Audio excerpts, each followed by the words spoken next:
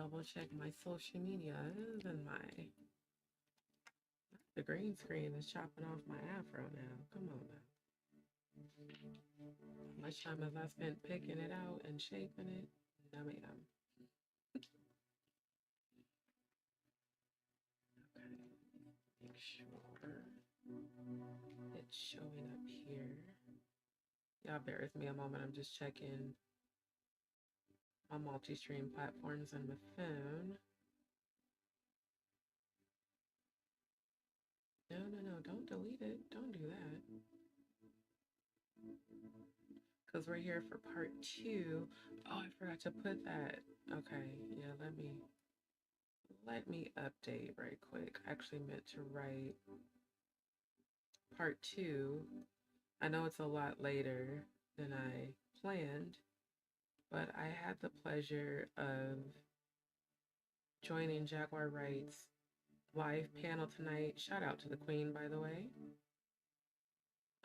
So that's why I'm jumping on like so late, because I actually was planning to start around 11, but then her live started around it was like close to 11, I think. It was like 10:45ish. So oh my god, it was amazing too. So tomorrow night, or rather later tonight, since it's already after midnight, this evening, y'all come back. We're definitely going to review the live she did tonight with what the okay, come on. The live she did tonight with Dr. I don't know if it's Megan or Megan. It's spelled Megan, but I heard them pronouncing it Megan, so it might be Megan McGlover. Shout out to her too. Shout out to the entire panel. Grace, everybody. It was an amazing, amazing live. And I'm really glad I got a chance to join the panel. And I did come on camera since I already had planned to cam up for tonight, because I know y'all don't get to see my face all that often. And yeah, it took me a while to pick out my afro, shape my afro. I keep forgetting because I'm wearing my natural hair. It does take a while for me to get my afro right. Oh, look at baby girl. She's getting so big. Okay, so it looks like we're good on the tube. Y'all bear with me. I'm just checking the book. Oh, that's what's up. My Splash Town song is trending in the feed on YouTube. That's what's up. Man, my next song I'm writing called They Don't Know. I'm almost done with it actually. So I'm gonna be doing um more content about my music too. Cause I've written in the last like 3 months, I've written over a dozen songs. I just haven't had the time and space to actually record them. Um, but the They Don't Know, that's the next single that y'all will be hearing soon. Okay, make sure I can hear it on. Okay, looks like we're good on the tube and we're good on the book. Fantastic. So let me plug my phone back up, y'all. Because they do need a charge. Because when I tell you that live was everything, again, shout out to the Queen. Shout out to Queen Jaguar Wright. Thank you so much. Oh, I just realized I didn't have my little thing to prop my. Well, y'all can get the up close and personal. Like I said, I don't know why is the green screen is not green screening. You not showing the fullness of the natural afro. But anyway, see how it keeps cutting my afro off? Like what the fuck? But anyway, shout out to Queen Jaguar Wright for real. When I tell y'all that live tonight was everything I needed, I received so much. Oh, let me position myself on this yoga ball. Y'all gonna see me rocking back and forth. I'm on my yoga ball. But when I tell you that live tonight was everything, it was everything. Like Dr. Megan McGlover, yeah, I'm gonna subscribe. I already subscribed to her YouTube channel, but I want to subscribe to her website for her healing childhood trauma workshops, because everything and like I said, we'll review that live this evening, like tonight. But everything that she said to me was on point. I love that she is direct and upfront.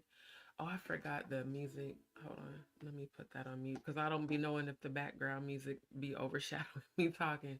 But everything she said was not only on point, I received healing.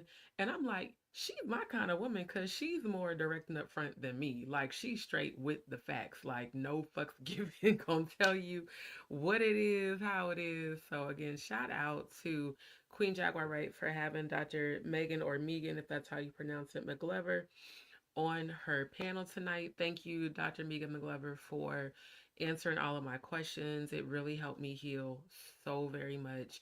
And Jaguar, thank you for answering my questions too. Both of these beautiful women answered questions I've been internally, I wouldn't say struggling with, but just trying to find the answers to.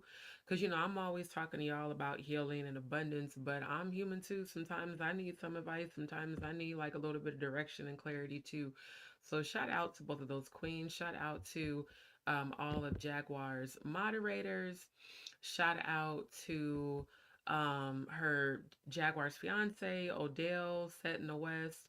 Shout out to everyone. Grace, Grace was funny as shit. Shout out to all the panelists. It was amazing. And at first I was like, well, I'm not gonna go on camera. Then I'm like, well, shit, if I'm a cam up for my own live, why not just go on camera on hers?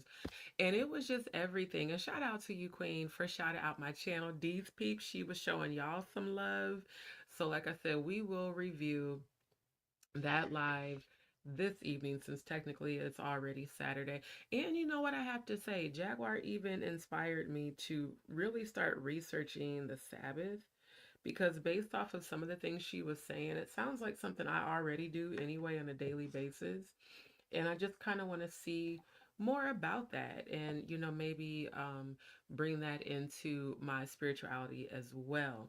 Now before we get started, I do want to flash the copyright disclaimer that all commentary on my channel is for the purpose of commentary, criticism, entertainment, news reporting. Y'all know I'm an investigative researcher, so for researching and for bringing awareness, any video content that we are going to share and review is for fair use, fair use, fair use, and it is from the content creators' channels themselves. I forgot to hit go live on Instagram. So again, we're going to finish reviewing Jaguars Live from last night that we started to review. And then tonight, later this evening, we'll go ahead and review the panel discussion, and we'll do that tonight. Anita, hey, my love. Thank you. You were on Jack's show too. Yay! I'm so happy that my DzPeepz was there. I know that Just G, he was there because he popped up in the comments. Shout out to Just G. Shout out to Anita. I didn't even see you in the comments because I wasn't really paying attention to the chat when I was on the panel. So thank you, my love. Thank you for showing up and representing the DzPeepz. I love it. Edinburgh Berg is it Berg. I don't. I hope I'm pronouncing that right. Edinburgh lasts forever. Ooh, Scotland in the building. Thank you. Thank you for tuning in. Again, if you're a new viewer, don't forget to like, share, and subscribe. Turn on your notification bell. That way, every time I subscribe, every time I go live or upload, you will get the notifications. Dude, Dr. McGlover, when I tell you she no filter, raw, uncensored, tells it like it, like my auntie would say, tell it like a TI is, be telling it like a TI is, straight to the point. She cuts right through the bullshit and gives you straight, direct answers. And never my kind of people. Because as Scorpio, I'm very straightforward and direct. And I know some people don't like that, but a lot of people do. They like when you up front and you real. So, like I said, tonight's live, of course, got started a little bit later, but it was because I was in Jaguar's live and then joined the panel, and it was everything. It was everything that I needed. And you know what she spoke to me about forgiving myself. That really resonated with me. And Lord knows that is exactly what I needed to hear. And I released that right now. I released that guilt because I know what I did do to try to help those kids so many years ago. And like she said, the more I heal myself and continue to speak my truth, the more I will attract those who feel that they don't have a voice. So again, shout out to Dr. Megan or Megan, if I'm mispronouncing it, McGlover. Shout out to the Queen, Jaguar Wright. Shout out to all her moderators. Shout out to Ayasha at Natural One. Just shout out to everybody that was in her chat. There were so many people that were receiving healing just like I was. So it was everything. So y'all make sure y'all come back tonight. We will definitely be reviewing that entire live. Anita says there was a study done and they found out the heart beats slower on the Sabbath. Really? Now that's interesting. I'm gonna have to definitely look into that. So I got my natural fro and then I got my queen earrings on tonight. I'm definitely feeling the queen energy, and I feel so much more uplifted after that live. It was such a sister, frequency, like a sisterhood and a healing frequency. And even when Grace started popping off at the end, which was hilarious, I was like, yeah, these are my kind of people right here. The kind that ain't afraid to speak their truth and ain't about to sugarcoat shit, ain't about to, I'm saying, trying to spare people feelings, just straight to the point. This is what it is. I absolutely loved it. So again, shout out to Queen Jaguar Wright. And matter of fact, before we get started on um, finishing the video, let me share screen to her channel for those that are first time viewers that may not know. Jaguar Wright is an advocate who is speaking her truth. So this is the live we're going to finish reviewing, but I want to show her channel for those who might be first time viewers. And y'all make sure that you go like, share, and subscribe to her YouTube channel. And so this is the live that I was in this evening.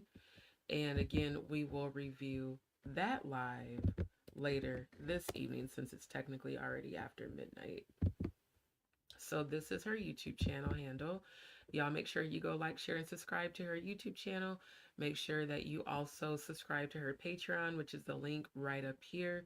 And, she's got a lot of great content, you all. Like, she is supporting all of the victims who have come forward, regarding their truth about being essayed and abused by the diddler, or as I like to refer to him, the diddling Blackstein, aka Sean Diddy Combs, and I have to say allegedly on this, and even Sean Carter, also known as Jay-Z or Gay-Z as I like to call him. But she's definitely an advocate for truth, and I really admire Jaguar Wright for not being afraid to speak her truth fearlessly, even though she has come under a lot of fire. So we are going to continue to support Queen Jaguar Wright, and as I said, there will be no jag bashing on my channel. Everybody's entitled to their opinions, and that's perfectly fine. But if you come in the chat or even the comments after and start saying a bunch of really disparaging and negative things about the Queen Jaguar Wright, I will block and ban you from my channel. I do not tolerate that. I genuinely believe this woman is one of the divine chosen by the Most High, and she definitely has spoken life to me when she came into my live last month. Surprisingly, I had no idea she was even paying attention to my channel, and those words have stayed with me. So, yeah, check out her community page, check out her lives, her shorts, and above all, make sure that you like, share, and subscribe and share her content, and also subscribe to her Patreon. All right, so because of the time, I do want to get right into the video of her live that we started reviewing last night. Now, because it is late, I don't know if we'll have time to review the video that she did with Storm Monroe. And again, shout out to Storm Monroe. He is a content creator. Matter of fact, let me show you guys who Storm Monroe is for those who may not know. Because that channel is actually when I first started seeing Jaguar. Some years back when she would be doing lives, or he would, do recorded, not Black Fuckery Friday, y'all. I just clicked on YouTube, and you know how they show you different stuff in the feed? Somebody, whose channel is this? I don't even know who this is, but their thumbnail says Black Fuckery Friday with a picture of the diddler. Holy shit, people are silly as hell. But anyway, like I was saying, I first started seeing Jaguar Wright speaking her truth on Storm Monroe's channel. And like she said, she's had multiple channels. I wasn't aware of her current one until this past year. So let me show you who Storm Monroe is. So this is Storm Monroe. He's a content creator. And let me make sure. So I'll make sure I got the year right. Yeah, yeah, it was 2016 when I started subscribing and following him. So that's when I started seeing Jaguar on his page. Why do you keep saying page? On his channel, is what I'm trying to say. And, I really started just following her and following her story and her speaking her truth and all of that. So, like I said, make sure that you also like, share, and subscribe to Storm. So, this is the video that we'll eventually review. Initially, I was going to do this one tomorrow night, but because of the live tonight, I definitely want to review Jaguar's life from night. So we'll probably review this one more than likely Sunday night. But yeah, shout out to Storm Monroe. Again, his channel is a channel where I first saw the Queen speaking her truth and really just fearlessly speaking against these, I call them elite predators who feel that, because of their money, their status, their power, that they can get away with abusing adults and unfortunately even children, which is just extremely diabolical. So we are going to get right into the video. Give me 1 second because I wanted to refresh it to make sure the chat replay shows in case people want to follow the chat. Because on this live, I don't remember if she came on camera or not. But I'm going to play it and make sure the audio. Something you should save your breath. I've got more scars. My body's marked.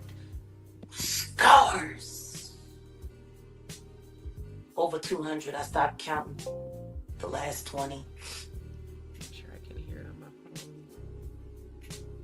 Putting my life and my body on the line to help people get away from dangerous people when the police were paid off and no one was filing any real reports or lawsuits. This has been going on a long time. Even before social media. Oh, and by the way, she did this live, I believe it was in the morning time. Yeah. And she was in the bathtub. So that's also why she's not on camera. But as y'all know, a lot of times I don't even be on camera. I jump on camera maybe once or twice a week because of what I go through with my health. But I am going to try to get on camera a little bit more often because I know that y'all be wanting to see my face sometimes too. See, the people from my generation, we were here before social media. Right, we definitely were.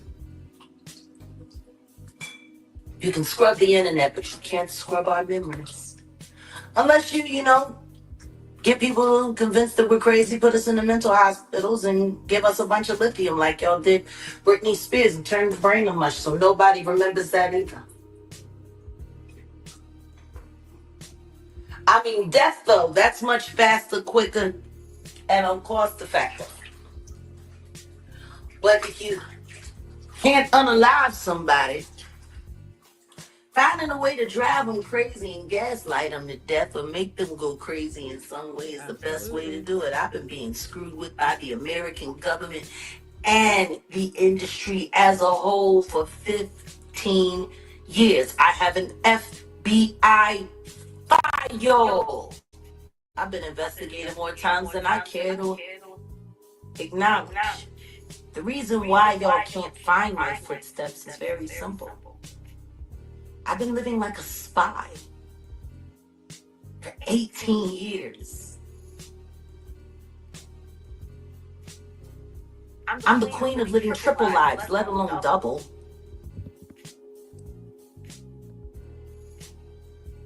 How dare you have the audacity to question my resolve and my commitment to my work? Especially when you ain't doing nothing but running your mouths. Right.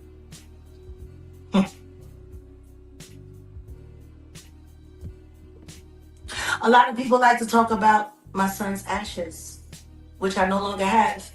They were stolen from me.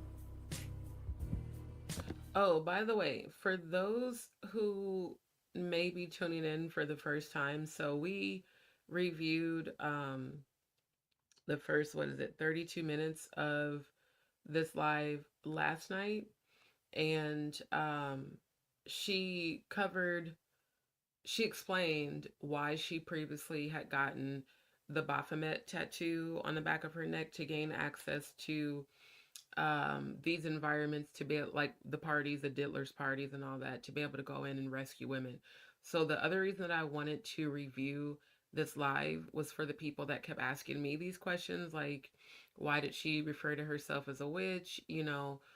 Why did she have the Baphomet tattoo years ago, and why did she throw her dead son's ashes on those men? And as I told you guys, because again, I remember the actual footage when they did this to her, when these men literally jumped her and beat her like she was a man, and it was the cops too, and then they hogtied her and shipped her off to a mental hospital, and it was her ex-husband that was behind the whole entire thing, because she was exposing his down low relationship with Jay-Z. And I have to say allegedly, but she said it definitely wasn't. I'm gonna be honest, I believe it.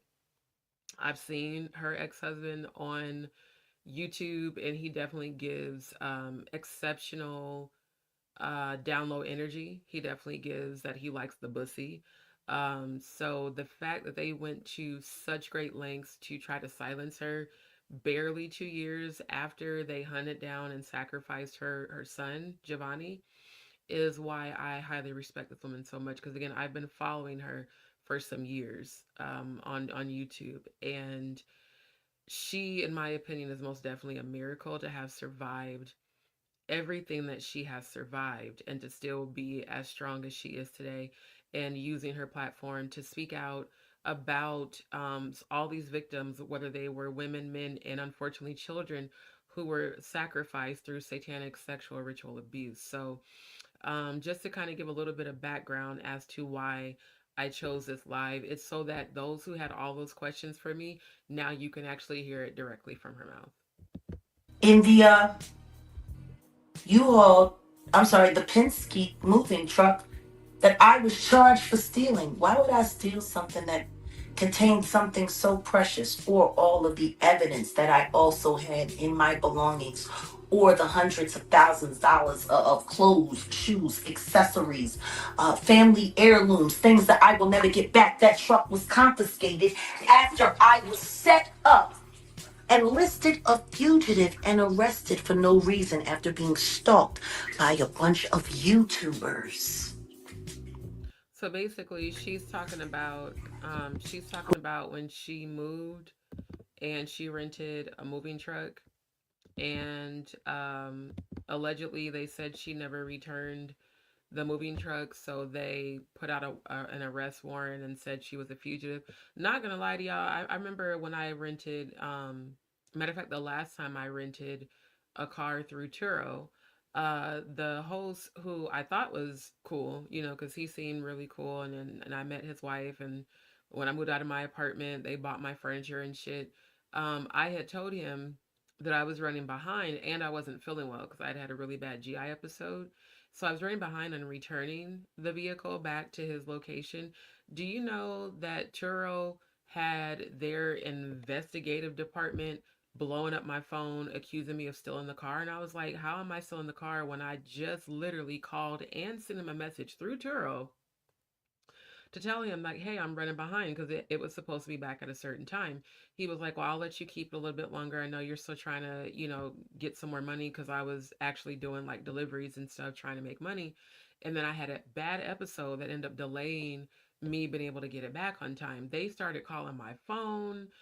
They started talking about they were going to have the police department come find me because we have a tracking device on the car. And I'm like, wait a minute. First of all, I'm not a thief. I ain't never stole shit in my life. Second of all, I have documented phone calls that I had because him and I have each other's phone number. I said, plus I sent him a text message that I can send you proof of, and I sent him a message through Turo. So why the fuck are y'all calling me, acting like I'm some kind of damn criminal? So these companies really will do that shit. Like if you don't have it back at the time it's supposed to be back, or if you return it to a different location, they will put out an APB like you're a thief, even though that's not at all what you were doing.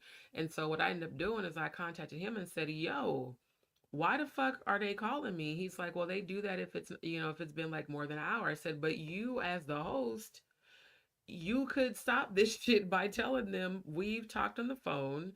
I sent you a text and I sent you a message through their platform." He's like, "Yeah, just, ignore him." And the lady was calling me, "And where are you at? And it looks like you're driving around in circles." I'm like, "Ma'am, the car is parked." Because again, I got displaced due to Hurricane Beryl. This was a month after the hurricane. I was staying at an extended stay hotel. I was like, I gave you the address. He can come pick it up for all I give a goddamn. Like, but y'all not gonna accuse me of stealing no fucking car. So I really believe that that's really what happened. And we all know that Trasha K has built her platform off of lying and trashing people all the time. And she tried to say, "Oh, I had nothing to do with it." But you and your campaign of liars definitely encouraged the story that she stole this vehicle. So I just, again, I'm trying to give some context for those who may not have caught the first part of this live, so that you understand why she's saying what she's saying right now. Who went around on Facebook in Louisiana and Shreveport lying to everyone saying that I was arrested for elderly abuse, financial abuse, and kidnapping my adult. Hold on, I just seen a comment in the chat. Ray said tattoo. Yeah, she previously had a Baphomet tattoo on the back of her neck because she said on the Pierce Morgan interview publicly that her role at the Diddy parties were she performed as a dominatrix. And then once she saw what they were really doing, she left the whole scene. Like she left the lifestyle and all of that.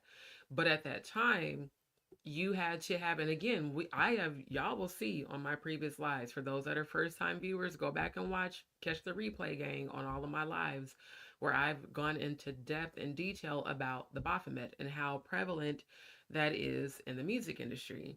It's literally a deity that they all have to pledge to in order to display their allegiance, that they're part of the club. And so she explained at the beginning of this live her reason for having the Baphomet tattoo was to gain access to be able to go into the parties and rescue the sex workers that had told her they were getting abused.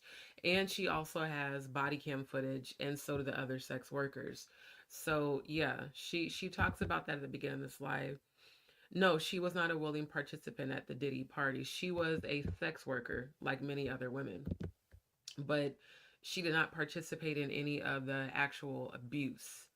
And she explained that. So, Ray, I don't know if this is your first time ever joining one of my lives, but definitely feel free because I'm not going to rewind it, especially because it is so late and it already still has, I think, like about 40 minutes left of this live. The beginning of this live, and I'll put the title so that way you can go to her channel and watch it from the beginning. She goes into detail as to, and her YouTube channel handle is what's posted here. And I'll put the name of this live.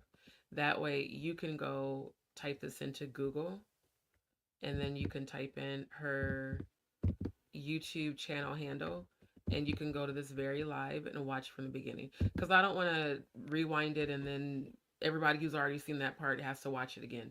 Um, she explains in detail what her role was when she was in that lifestyle. And again, a dominatrix as a job is a job. I mean, like I said, I explored the BDSM lifestyle 12 years ago. I didn't get paid for anything. I was just into some kinky shit. But there were women there that were getting paid. So that is a lifestyle that people choose to go into to make money. And that was her role and her job. So I'm not going to come in agreement with your assumption that she was a willing participant. She was a sex worker like many other women, just like Cassie played that role and all of that. But the whole point in reviewing this live is to answer the questions that people have been asking me. Well, why did she have a Baphomet tattoo? She explains that at the very beginning of this live. She was like, I did what I had to do to show that I was part of the crew in order to gain access. And I went in and rescued a lot of women. She even said she stopped 20 different satanic sexual rituals. So she was not a part of the bullshit that he was doing. She did what she had to do to gain access to go rescue people, including a lot of women from Epstein Island. Now, you can definitely go like, share, and subscribe to her channel and watch her lives where she goes even more into detail about that. Son, who was 20 years old. Those are the lives that YouTubers and 50-cent bloggers paid everyone in Shreveport, Louisiana to pass around to make me too ashamed to come back to a place I will always call home. Y'all people don't do your research. Y'all want to know about the ashes? It's very simple. Gerald Lahoskin Johnson Jr. had been gaslighting me for over 24 hours. I was with Courtney P. Townsend, also known as Solar, who was there with me as my witness to protect me and to have eyes on me just in case Gerald Lahoskin Johnson Jr. decided to shoot me with the loaded gun he had been brandishing on us for days. If you want to know how the story began, all you have to do is go over to Real Life Street Stars and you can hear him talk about how he tortured and harassed me and Courtney with a loaded firearm that he bought with my money. And by the way, the man she's speaking about is her ex-husband. He threatened us with that gun in the car on the way back from Shreveport to Dallas. He threatened us all night long. I was online, on Instagram, I believe, because I was just upset and I was tired and I wanted to go home. But he said if I came home, he was going to unalive me. And he was going to unalive Solar as well. These are all the things that Gerald Lahoskin Johnson Jr. did. Someone online that goes by the name Queen Quiche, who is a YouTube troll, called me because she had my number pretending to be a supporter because she's a vet. And I met her and her very transgender looking husband that looked more like a woman than she did. And that woman called the VA and reported that Gerald Lahoskin Johnson Jr. was off his nut and threatening to unalive his wife. And the VA called Cedar Hill Police and sent them there. I wasn't even there when they got there. I never called the police. And there is no record of a police phone call with me calling the police to send them to Legacy Apartments where my mother and my son were. That was YouTube. That was a YouTuber that did that. Queen Quiche. To which Sean Davy Way and the official Kingpin and Danny Robertson and Denot Ricketts went around lying, saying that I had my husband swatted and I was trying to have him killed when it was him trying to kill me. You people are pathetic. These are facts. We were trying to get Gerald to the hospital. He was having a full psychotic breakdown. He was high on marijuana, fentanyl, and cocaine. We went to the VFW. We talked with his mentor, Black. Black said, let's get him in. Black had been trying to counsel him for months. He refused to go get help. And those are facts. This is coming from the same thief that is still drawing a marital, spousal voucher from me. I haven't seen him since February 2023, and he's been defrauding the United States government, collecting money from me that he's only using for drugs, and no one's reporting him? Unbelievable. Same man that blew up my car.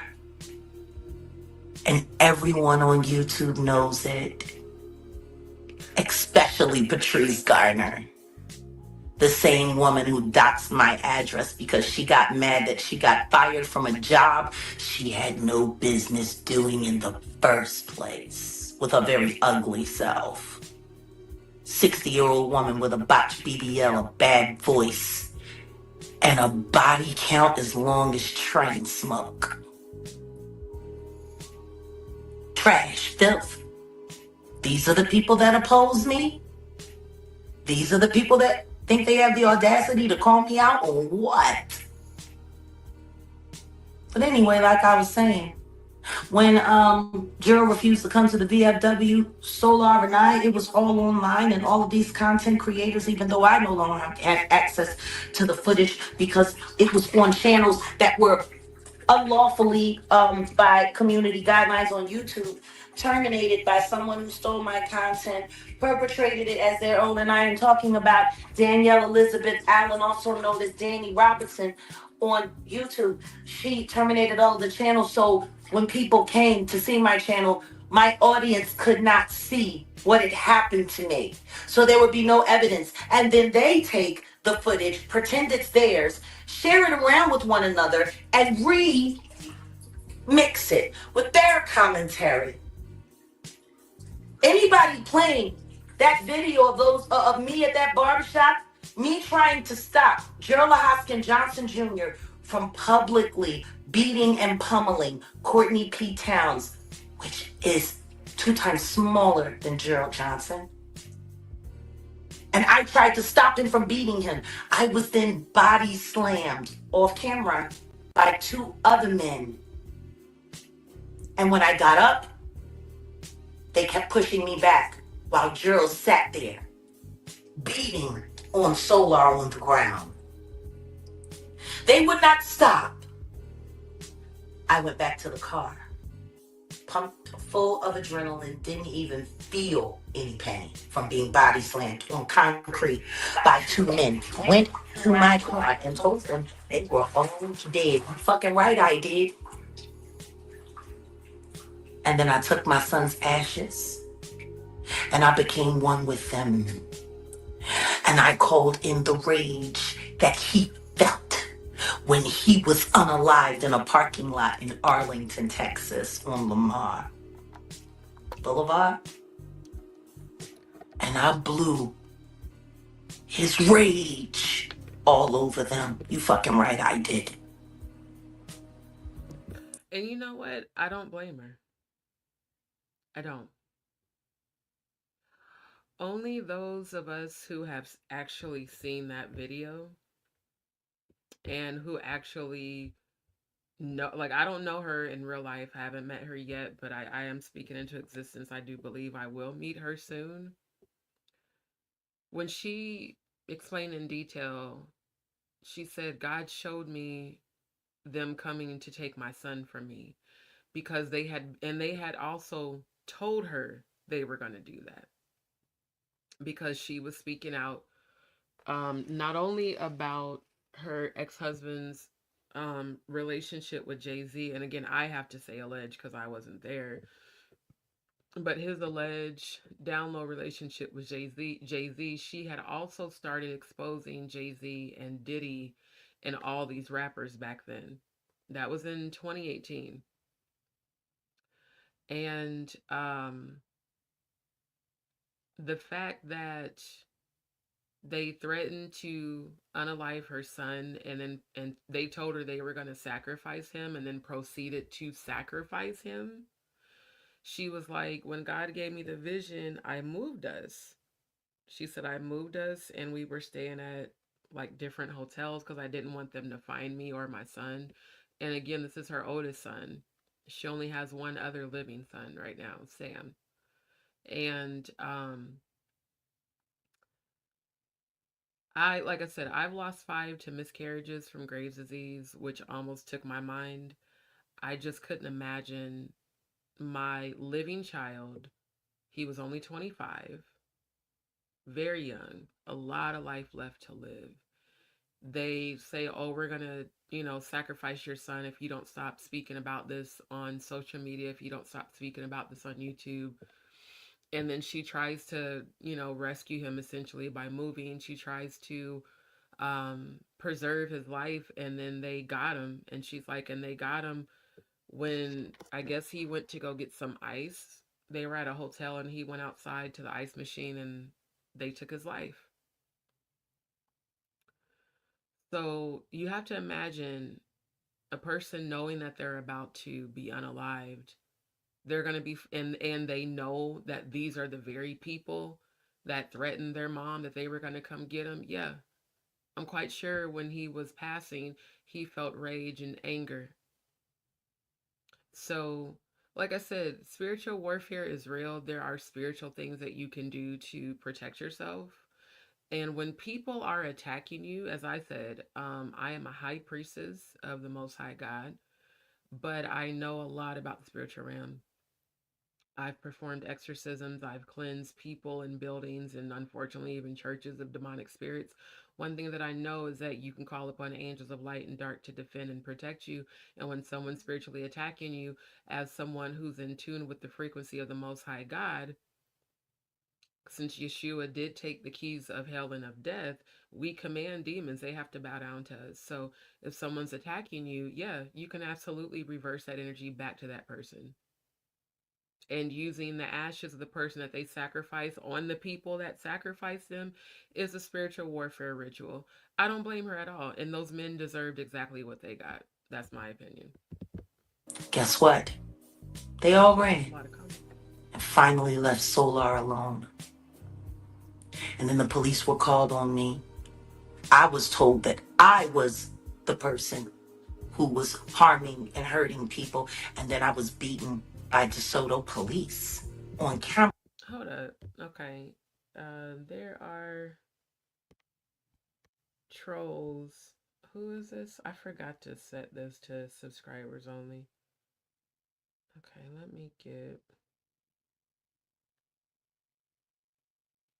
This is what I'm gonna start doing. It's so easy to just block people. Make sure that it actually blocked him from my channel.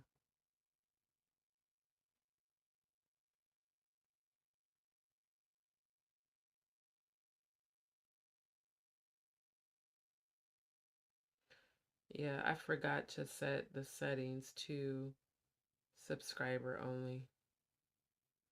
Who is this? Jen Defcom Gorilla? Yeah, your name says it all. So yeah, you've been blocked and you've been banned. Um, let's see. Anita said, I had no idea. I don't follow gossip, just see her energy is clean. Yeah, that's what I'm saying. I've been following her. Um, I've been following her for some years. And, I just, my heart goes out to her. Okay, so I just removed Ray as well because his comments were stupid. Um,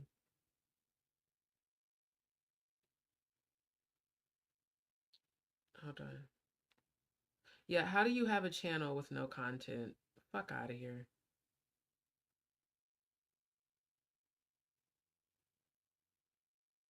See, people like this, you know, only create YouTube channels to troll because you don't even have any content.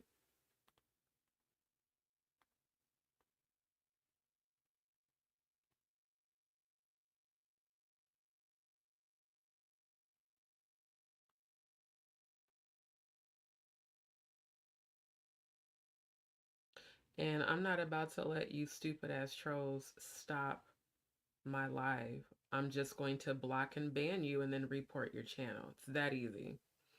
Kevin Fields, I don't know. I didn't see any comment before the one that you said, why was my comment removed? I do know that YouTube has their own algorithm. So if a comment comes up as potentially offensive, it's automatically going to block it. But I mean, obviously, I didn't block it because I'm just now seeing all of these comments. Um, so yeah, I'm just going to go ahead and ban these even off of StreamYard.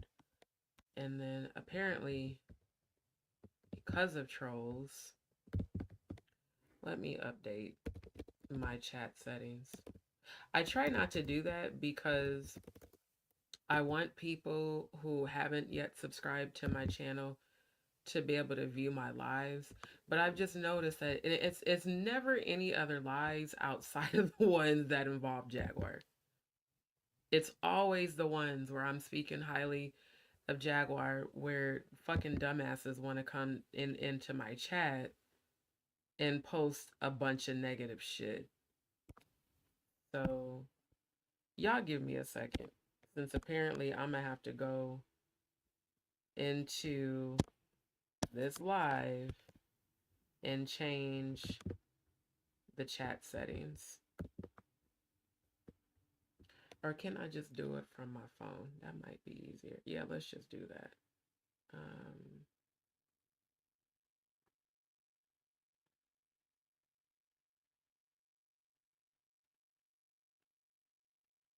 yeah, subscribers only. So that way, if you want to comment in the chat, you have to be a subscriber. Otherwise, it's it's done. Let me see, Ray. Yeah, your first comment, I don't even see it. So it, like I said, if it was offensive, then YouTube automatically hides it. I'm not a troll. Yeah, I think Ray is the one who had my comment removed. It wasn't offensive. I just said that she was there and admitted to being a dom and now a whistleblower. And that's why I just updated my settings. First of all, I don't have any moderators. So um there shouldn't be anybody trying to report comments, and trolls are not allowed. So basically, if you want to comment, you're going to have to subscribe.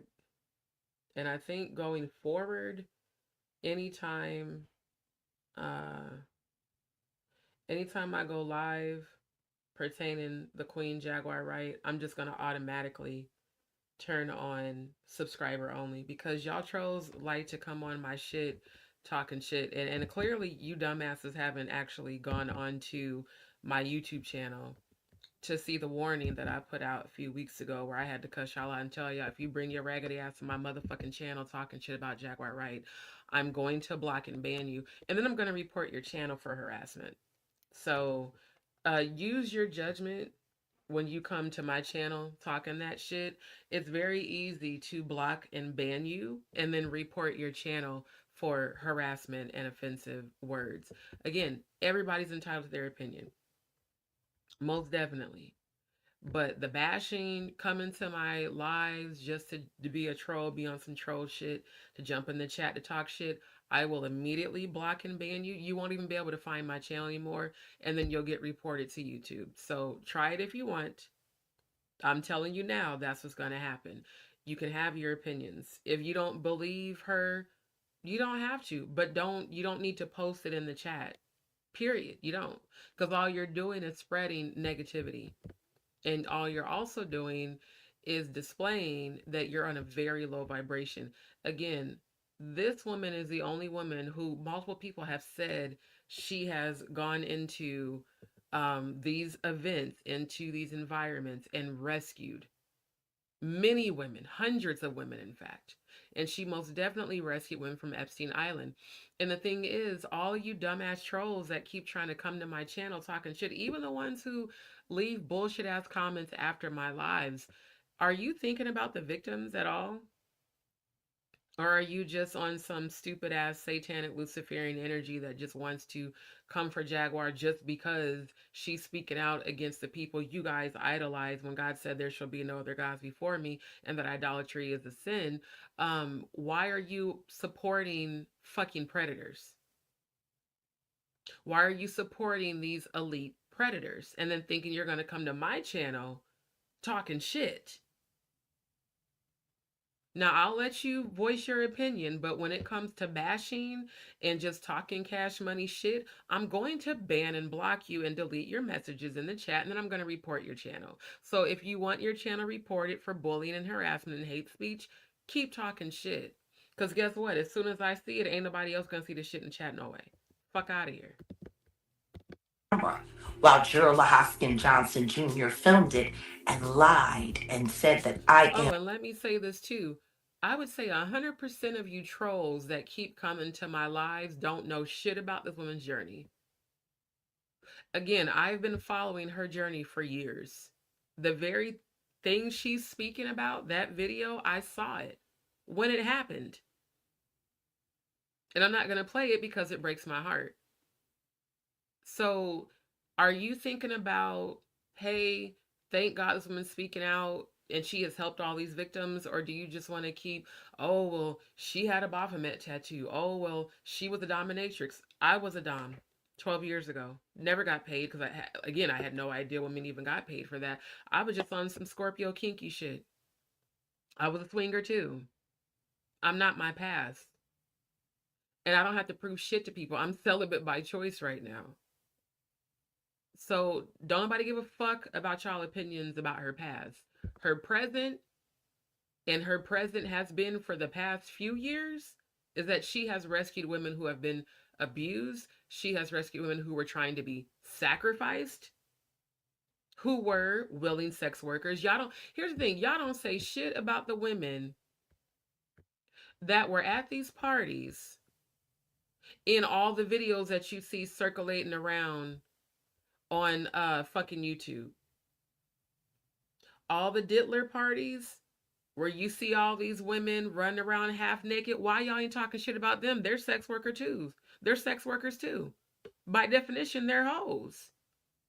But because they're sitting in the pool getting rubbed on by a bunch of various men that they don't know, oh, y'all won't say shit about that. Y'all look at the videos like, oh, it's sexy. How many of y'all have watched a Diddy party and loved what you've seen? How many of you nasty motherfucking men have jacked off watching this shit? Does that make you a disgusting person because you got aroused seeing all the half naked women during the video? So who the fuck are you to judge this woman when she's been through things you could not have imagined and things that you could not have survived? They sacrificed her son because she was speaking against Diddy and Jay-Z. So who gives a fuck if she was a willing participant back in the day? She explained it. And like I said, I'm not gonna let y'all lower my vibration. I had a very good time of healing during her live that I just got off of. So fuck every last one of you trolls. If you want to talk shit in the chat, you're gonna have to subscribe to my channel. And the minute you subscribe to my channel and talk shit, I'm gonna block and ban you and report your channel. So don't come to my channel with that bullshit. Save yourself and save your channel from getting banned and blocked and taken down by keeping your negative ass comments to yourself. Fuck out of here. Terry Barker, hi. Thank you, Terry. Thank you for returning. Love you back. I just had to quickly stop and check them trolls and ban and block them and report their channels. It sure isn't nobody's place to judge sex workers. Hell, how many of y'all have watched adult corn and touched yourself? How many of y'all have watched kitty corn and touched yourselves? Let's keep it a stat, because I know these nasty motherfuckers defending this person. You're just like them. How the fuck y'all defending Diddy? The same man we all saw beat the fuck out of Cassie. Whether it was a fight or not, he still put hands on her like she was a goddamn man. How many of y'all have watched Pornhub and shit every day? Triple X videos. It's just that your shit hasn't been publicized. So who the fuck are you to judge anybody? How many times have you masturbated today? What were you watching when you were touching yourself? Who the fuck are you to judge? How many victims have you rescued? How many women and men and children have you rescued from being sacrificed sexually? Probably none. So shut the fuck up and get the fuck off my channel. I said what I said, and I'm not taking shit back. Fuck out of here.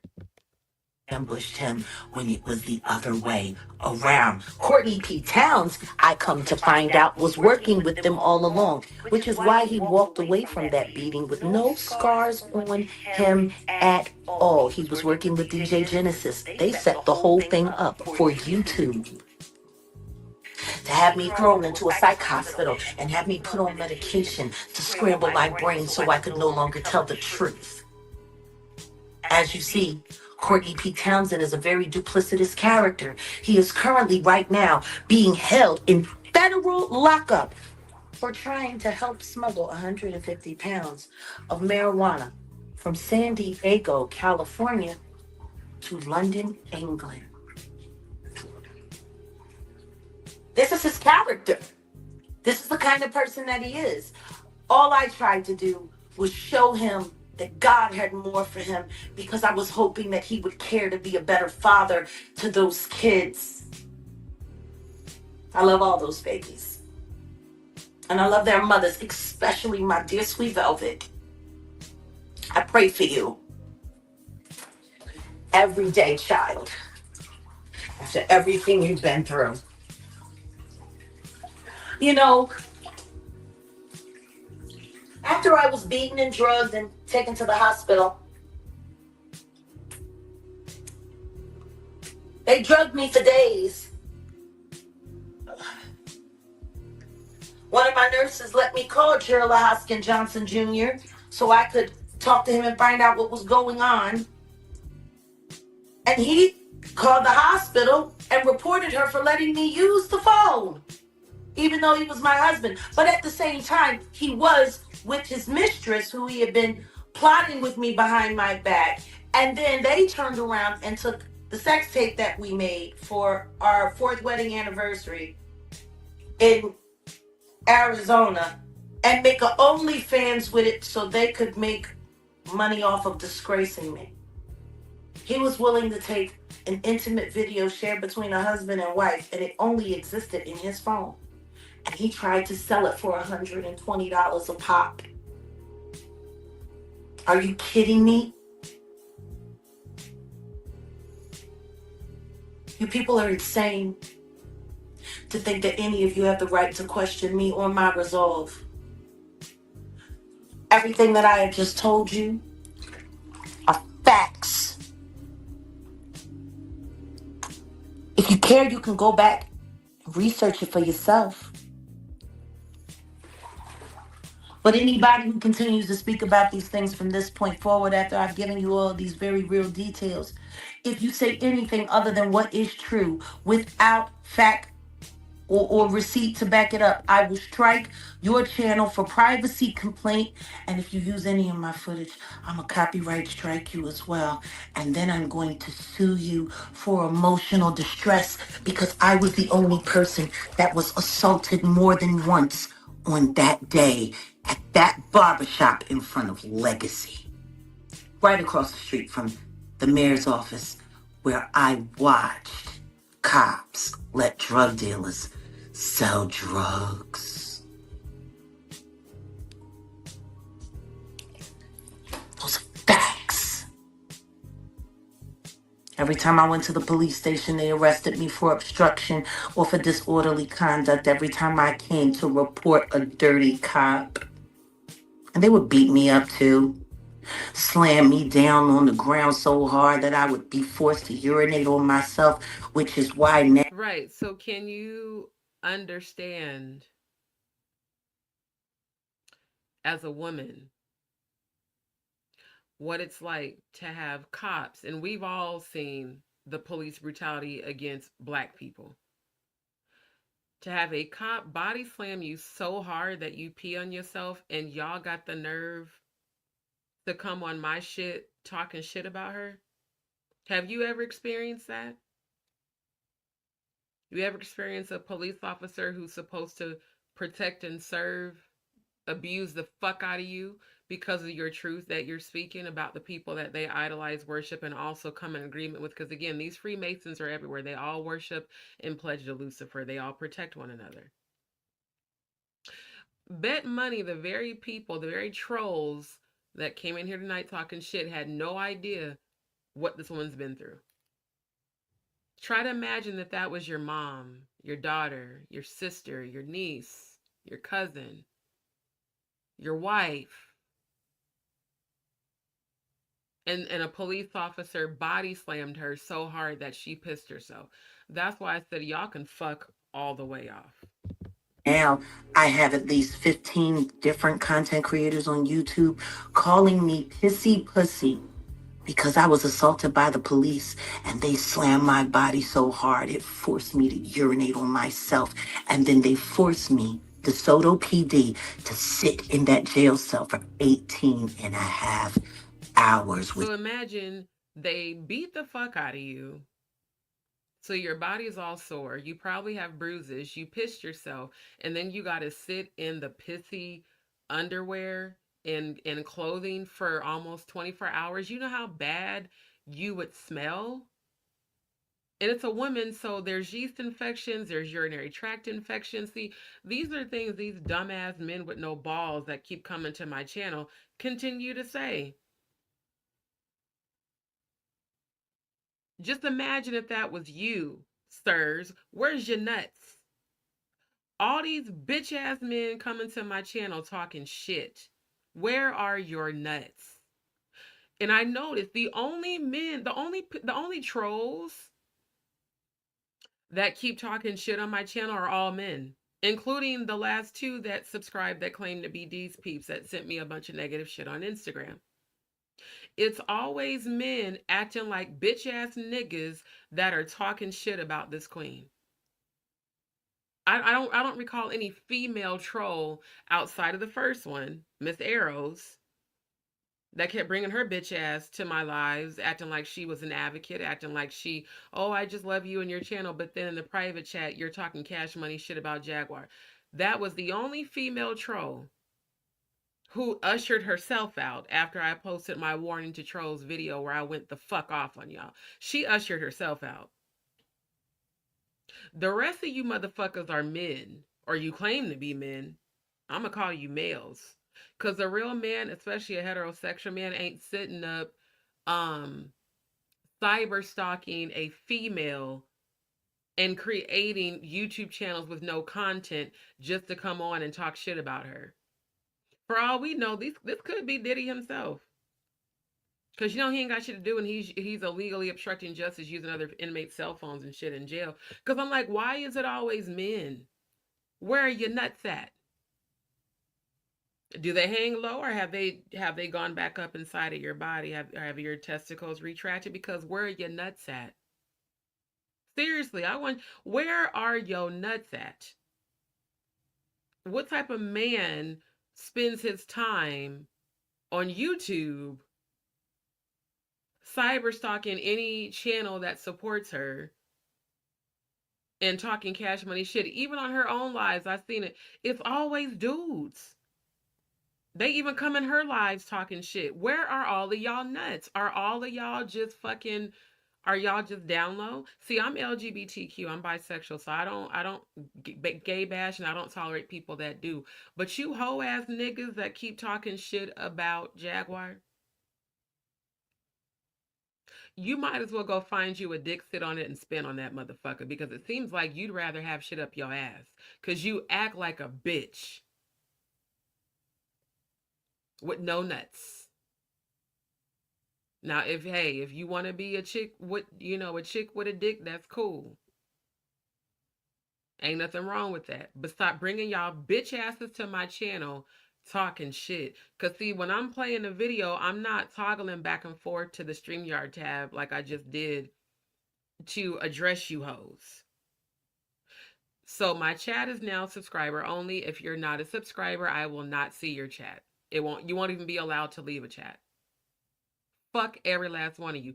Go find your nuts And since you hate women so much, I'm going to tell you, you need to go heal your childhood trauma. That's first of all, because that's where it comes from. It's stemming from an unhealed relationship with your mom, and maybe your mom neglected you or abused you. And if that's the case, I'm sorry that she did.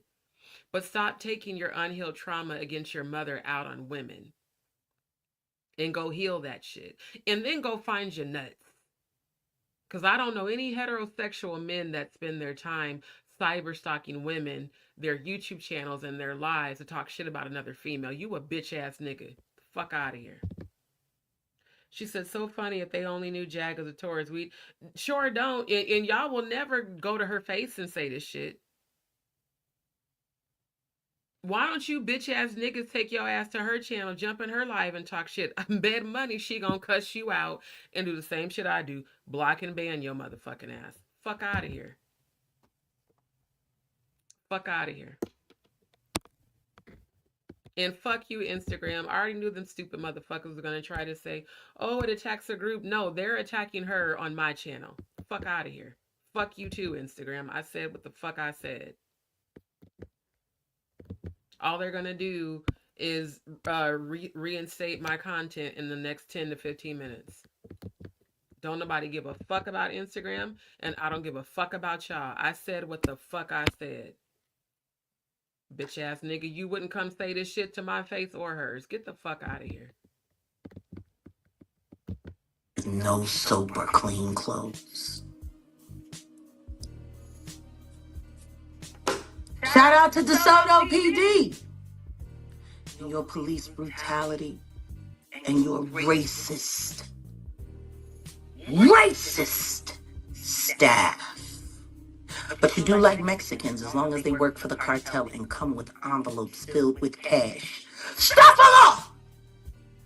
DeSoto is the shame of Dallas County, and God will hold that godless city liable. And everything that DeSoto tried to do to me, God will do it all back to you in Yeshua's name. I declare it to be so. Fuck you mean? Explain myself to who? Right. And for what? I don't even explain myself to God because he already knows and understands. Why would I explain myself to a bunch of weirdo human beings that don't even bother the time to check the facts? Y'all want to blame somebody for the cops running into the Legacy apartment and coming after Gerald after he had been threatening to unalive me with a gun, a loaded gun? Then you need to talk to Queen Keish, because she's the one that called the VA, and then the VA called the police. So I guess the VA swatted Gerald LaHoskin Johnson Jr. That's okay. We're going to make sure that he's appropriately addressed for all of his crimes against me and against that dog that I got him for his birthday, that he pistol whipped me, threw into a dumpster, tried to poison, and officially disappeared away. Y'all got some nerve. The truth is, y'all can't handle the truth. The truth is, if I have an enemy that has an effective tool, I'm going to learn what those tools are, and I'm going to use them for my purpose. See, that's what Yeshua said, and I think that's what a lot of you weirdo Christian people keep missing. He said, if only I could get my people to use the same tactics that the evildoers use to win. If only they were willing to fight and work as hard as the evildoers, y'all would declare victory in my name every time, effortlessly.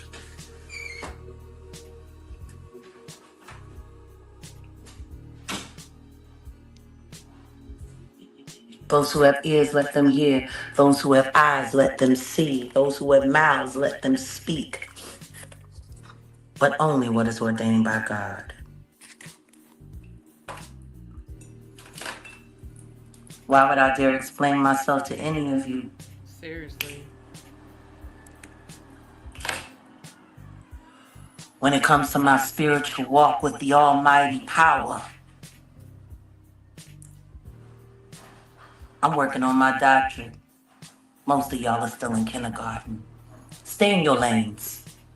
Be content creators. Stay in your lanes. Unless you want to have a real theological debate about this and about that, don't ask me to explain a motherfucking thing. Who the fuck is anybody to do that other than God? There's only one human being right now that can actually question me or check me about anything, and that's Odell. But then again, that's the man that's about to be my husband. That means I am him. I should be able to take a little self-criticism. See how that works? Don't be childish, don't be stupid, and don't be foolish. And more importantly than that, anybody that doesn't have the ability to show their face, no matter what they're saying, no matter what they're saying, can kiss my naked black ass. Like, if you gonna talk shit about me, at least have the decency to cam up. You know, don't you know no good? Don't you know no good? I gotta finish conditioning my hair. I'm telling you, I'm the queen of multitasking. If y'all actually take the time and do a little research, you'll come to find out that there have been 5 trolls on YouTube that have definitely been working together in tandem to try to gaslight me into bad situations by paying bad actors in my life to try to make me look crazy, to discredit the truth. But the one thing that people need to really look at. That's what everybody needs to realize. That's what all this shit is about. They want to discredit everybody who's speaking their truth. They want to discredit the ones who are making basically the most headway, on YouTube and on social media. And that's the reason why they continue to come for Jaguar. They continue to come for Natanya.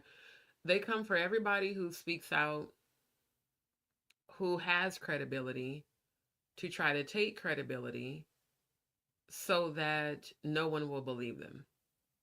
It is not working. Because again, those of us who have been following these women, we know their truth. We've seen it.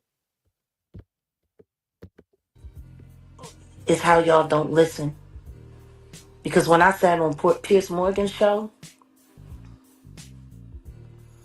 I said I had 3 victims that were ready to come forward regarding the Carters. Not Diddy, the Carters. Adria came forward as a Diddy victim. Misha came forward as a Diddy victim. Not my victims. See? When I bring my victims forward, they're going to be sitting on that blue couch. Why would I go to anything less? Why would I go to another content creator if I was going to bring forward victims anywhere else other than the blue couch? It sounds retarded.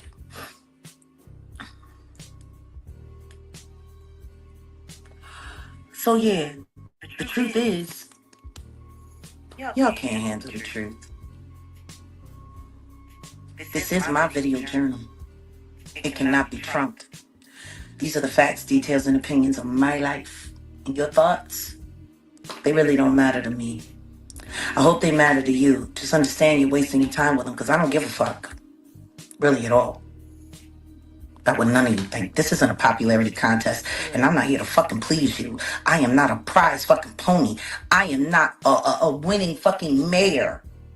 Not a stallion, but a mayor at the Kentucky Derby. I am a human being, and if anyone is running me, it is God, and the only approval I need is His. So do yourself a favor. For those who feel as though they might be disappointed in the things that I say and the things that I do, maybe you started idolizing me, and that's where you went wrong. I don't want to be idolized. All I ask for is respect and cooperation to help do what is right for our world. I'm not looking for popularity. I've been popular. I really don't like it. I don't. Because When you're popular, people don't know how to mind their business. And when you're popular, there are people that aren't popular that are always looking for a way to try to latch on to your popularity and make themselves more popular. See? See that? Thou shalt not bow down or serve any idols. Do not worship any God other than God. The only way you could be disappointed in me is if you idolize me like a God. Let me correct you. I am a person working on God's behalf. If you can't get behind that, then that's fine. If you don't like it, then that's fine. I've been doing this alone on my own for a very long time. I appreciate those who stand with me, but those who don't want to, you don't need to announce it. Just move on. See how that works? Move on. See, you're doing videos about me and you put my name and title because I'm trending and it's going to get views. That's all. It's the math. Nothing more, nothing less. Don't clout chase me and don't idolize me. It offends God, and anyone who offends God offends me. Love me, yes. Support me, yes. But do not idolize me. And do not make me such a big figure in your life that you become disappointed by what another human being do. I don't know. If you don't have a face and I don't know how you live, how is it fair for you to judge me and we don't know what's going on with you? For all I know, you're over there whacking off with Literally. peanut butter while you're sitting there talking about God. I don't know. It's funny because she just said exactly what I said. Motherfuckers be talking shit, and the whole time, the main ones talking shit be doing the most stupidest, most nastiest shit. Like, bruh, shut the fuck up. Oh, especially if you're just an avatar. Right. So yeah, That's what's funny too. The two men that I just banned and blocked, um, both have avatars. No actual real photos and no content on their pages. How does that work? How do you have a YouTube channel, but you have zero content, no videos, no lives, no shorts? At least on Instagram, when people want to follow you from fake accounts because they don't want you to know that you're following them, even though they're so dumb that they don't realize I'm a psychic medium. So I know the actual identity behind the fake account. At least on Instagram, very few people, and I've had quite a few follows from accounts that didn't have content, but most of them at least attempt to have a few, pictures or videos. Even though when you go look at the dates, you see, oh, this was just created a week ago, or this was just created 2 weeks ago. So you know it's someone who probably knows who you are, who probably does follow you, or wants to follow you, or is blocked from following you, creating a fake page so that they can stalk you. Again, these are people who are mentally unstable. Because you don't have nothing. Do y'all understand that we are alchemists? You can create whatever reality you want. So instead of you putting all that energy into yourselves, you go to great lengths to put all your energy into cyber stalking people that, one, don't know you, don't give a fuck about you, and don't want anything to do with you. See how you give your power away when you think that you're coming to people's channels and talking shit about others? What you focus on, you give your power to. So all you trolls that keep trying to come to my lives, because I swear to God, it only happens on lives where I'm talking about Jaguar Wright. All the other lives where I've talked about the Diddler, the Jonathan Hay interviews that we've reviewed, the lives where I've just talked without reviewing other people's content. I notice the trolls never come in those, but every time I do a live, either speaking about Jaguar, especially when I start the live speaking positive about her, like I did. And again, I'm addressing this, but y'all aren't affecting my energy. I'm still on a high from the live I did that I joined the panel with tonight. It was amazing. But I'm just pointing out how these stupid ass people who are operating under the energy of the wiles of the devil, you really don't realize that as much shit as you're talking about Jaguar, you're actually giving her your power every time you speak her name. Every time you type a little bitch ass comment or a chat, the fact that your cerebral cortex in your brain is focused on her, what you focus on, you give your power to. So I don't even think you dumbasses realize that as much as you claim to hate her, or as much as you can't find your nuts to act like an actual man and man the fuck up, you're giving her your power. But you're not going to change my energy towards the queen because you're an ignorant motherfucker. All you're going to do is expose yourself as a dumbass troll and get banned, blocked, and reported. Once upon a time, there was a girl who lived in this world. A world that was not right. She lived for God. She loved for God, both day and night. She hated a name because it bared a responsibility that she felt was bigger than her. Until the day came that she had to face the facts and live on God's word. That girl grew up to be a woman, and that woman grew up to be a queen. Queen of her own country, queen of her own territory, queen of her own thinking. That woman stands for those who can't yet. That woman stands for those who are. That woman speaks for those who have lost their voice or courage. That woman is here to make every victim a star. Who is that woman? What's that name she hates? The one given to her the day she was born. That name just happens to be Jaguar fucking Wright.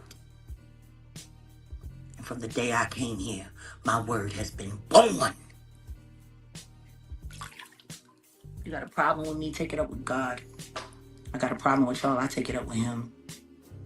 Follow the protocol.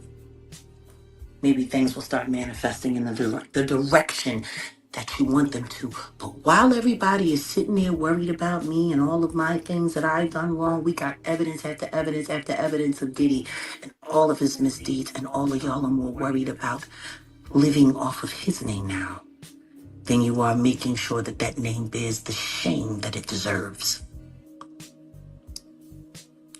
Stop playing with God's work and God's plan. It will only hurt you in the end.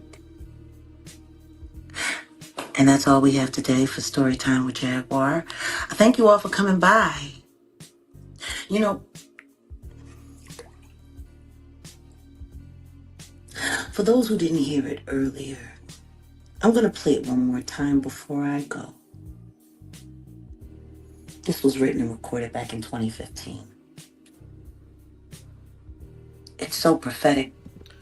I don't know if I can play that because of copyright, so I'm gonna see if I can skip past it. I've learned. I really love this song, but again, I don't want to get a copyright strike. I don't understand what's So, wrong with you. so what I'm gonna do, like I've got, do I have her YouTube handle? Let me put it back up.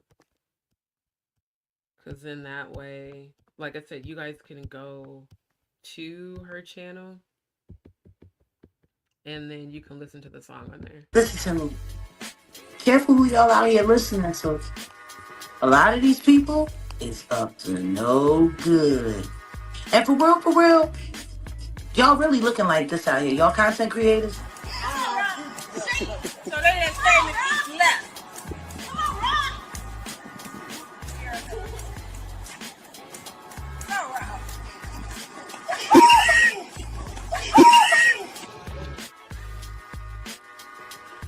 I promise you, you looking just like that, G. I promise. Matter of fact, it was so nice, I gotta do it one more gig. Oh, I'm so glad I have the capability to report people's channels. I just got done reporting both of them damn trolls. So yeah, you both just got reported for harassment and cyberbullying. And I cited the exact reason why. because you chose to come on my live stream and cyberbully me, as well as the content creator who I am covering. And you also have no access to my channel anymore. And that's how I'm going to handle shit going forward. Because again, my vibration is so high right now from the live um, that Jaguar did this evening and the panel. And when I joined into the panel, I was not expecting to be like immediately on film. So that was a bit like I wasn't prepared because my green screen was set up, but you could see all like the stuff because I'm in my room that I'm renting. You could see all the stuff, and I was like, oh shit, let me get everything together. But again, shout out to Queen Jaguar Wright. Straight up, shout out to her because no matter how many haters try to come in these YouTube streets and talk shit about her, like I said, I've been following her for years. A lot of these people talking shit about her don't actually know anything about her. They've never followed any of her content. They don't know anything about her story, her history, what she's gone through. And it's like, you know what? I'm gonna, because I am a Scorpio, I'm gonna directly address you, but you don't have the power to alter my energy. And I am so grateful. I am so super grateful um, for the energy and the healing that I received tonight. I really am. And I'm grateful for the love she's continued to show me, which is why I support her fully. Because, like I said, she came into my live last month. I'm going to see if I can find it real quick. She came into my live last month and spoke so much life to me.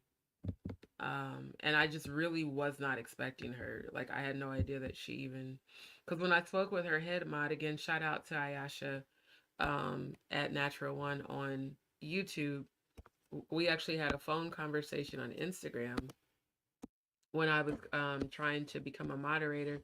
And then, like I said, the more I saw my channel starting to grow, I was like, okay, I don't think I could actually commit to it. But that doesn't mean, and I never even told her that.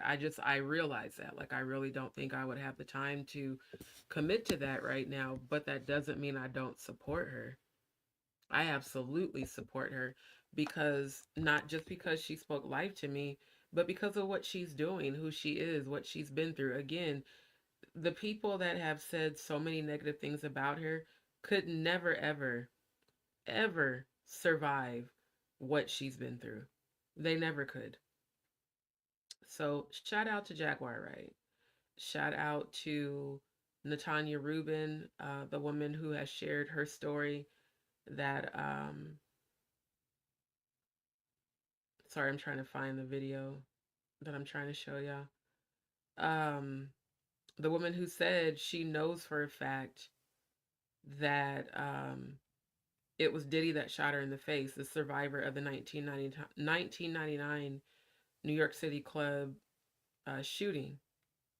These women have been waiting for justice for a very long time and have yet to receive it. Give me a second. Um,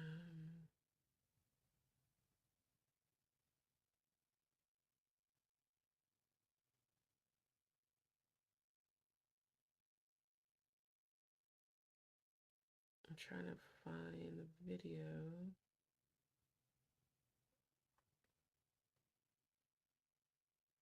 Okay, I can't find it there. Let me just look on YouTube. Was it this one? It might have been this one. I think this is the one it is, where she was on with um completed fulfilling God's purpose and then we'll be. It is this one. Okay. Let me share screen to this. Cause yeah, like I said, I had and when I spoke with her mod, she said, well, she's been checking out your channel because of the comments that you've been leaving on her lives. Because again, I'm the kind of person that if my heart feels that someone's energy is genuine and it resonates with me, I'm going to support you. I'm going to support you until you show me otherwise. You know, if you show me that you're deceptive, if you show me that you don't really support, like I said, that I had to block and ban Traveling God and Textiles. And I hated to have to do it because both of these men, the irony is both of them I allowed to join my panel during my lives. And again, why is it always men that are talking shit? And I'm like, how are y'all two, of all people, how are y'all two the ones sitting up here talking shit? Hold on. Like, when you have come onto my panel and you have pretended to support my channel, and I was like, are you truly a, I figured they were going to restore my content on Instagram. Are you truly a supporter, or are you a troll? And then uh why do you want to say Texas and Textiles, the fact that he went live during my live covering the same exact content that I was covering while being in the chat, and then ended his live and tried to come back to the chat like, bruh, I just saw you on YouTube on my phone. And you've taken the exact content that I have researched, that I presented to y'all, and then took it to his channel that, and it didn't get any views at all. Literally, I saw it. He had 0 views.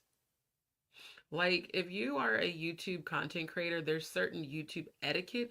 That's why when I share screen, I put the person's YouTube channel at in the chat so that y'all will see, hey, this is that person's content, and we're reviewing their content, and I promote their channel.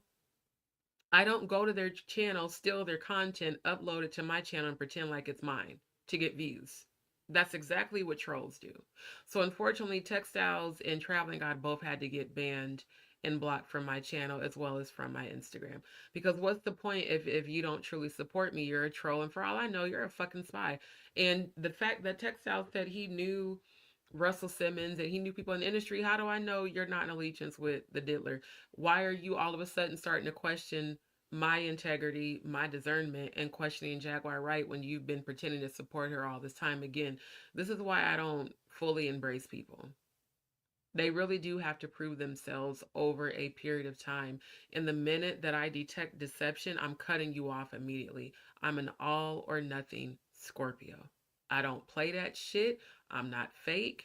And if you're fake, I will not fuck with you. I could love you to death, but the minute that you betray me, I'm cutting your ass off with the quickness because I don't play that bullshit. Not at all. Now, this is the live from, yeah, October 20th. So just a little over a month ago. And I was reviewing the Jaguar Wright and Orlando Brown Clash of Titans interview that they did on Real Life Street Stars. Shout out to Real Life Productions, because it was hilarious.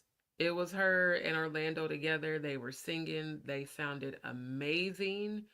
And I just love the interview, so I decided to go ahead and review it, just like I reviewed the interview that Jaguar did with Jonathan Hay on Real Life Productions, where I titled it Jaguar Wright Vindicated by Jonathan Hay. And she revealed to me that she had watched that live. So again, I had no idea she was even watching my channel until she came in the comments. So for those that keep asking why I go so hard for her, because the woman supports my channel. She even shouts out my channel during her lives. Not just tonight, she's been doing it. She reciprocates the support that I give. And she's genuine, and she really spoke life into me at this part of my life, because again, I have been going through a lot in my life, health wise, financial wise, getting displaced after the hurricane, all kinds of stuff. I don't look at all like what I'm going through and what I've been through, because I'm a chosen one. I don't dwell on what I lost or how bad my health is. I speak life, over my life. I speak healing over my body. I speak prosperity and abundance. I'm a manifester. And even though things may not have shown up yet, they're going to, because I keep having premonitions of my future and it's very bright. So when she came into my life and made it known she was in my life by jumping in the chat and speaking life to me, this is why I support her the way I do, because she is a genuine soul and she's a beautiful soul and she deserves to be heard. She deserves to speak her truth. And above all, she deserves justice, just like all the other victims do. Put all of our ADHD to work. So, yes, I have multiple talents, but at my core, I am a spiritualist. And the reason I adopted the term spiritualist is because I had to abandon everything I was taught from religion. You're talking to a former preacher's daughter, a bishop's niece. Okay, I can hear them. We had a church. I was our church's office administrator at 15. I was a sous chef for our catering business at 15. My own former stepfather was fucking women in our church. Got caught at the church. I've seen more corruption in the church than I've seen out in the streets. And Christ was not a Christian. Christ had no religion. Christ was in the streets talking to people just like we are. That's why I talk the way I talk. Some lady got in her feelings from my last live and left comments about me cussing and using Christ in the same sentence. And I said, bitch, fuck you in Jesus' name. I don't give a damn who got mad. Fuck you on that hypocritical religious bullshit. Because most of y'all out here calling yourselves Christians, no, not even most, every person that has called themselves a Christian that I have met is a hypocrite. They have a whole nother side of them, whether this being them being judgmental, them condemning people, bashing gay, whatever.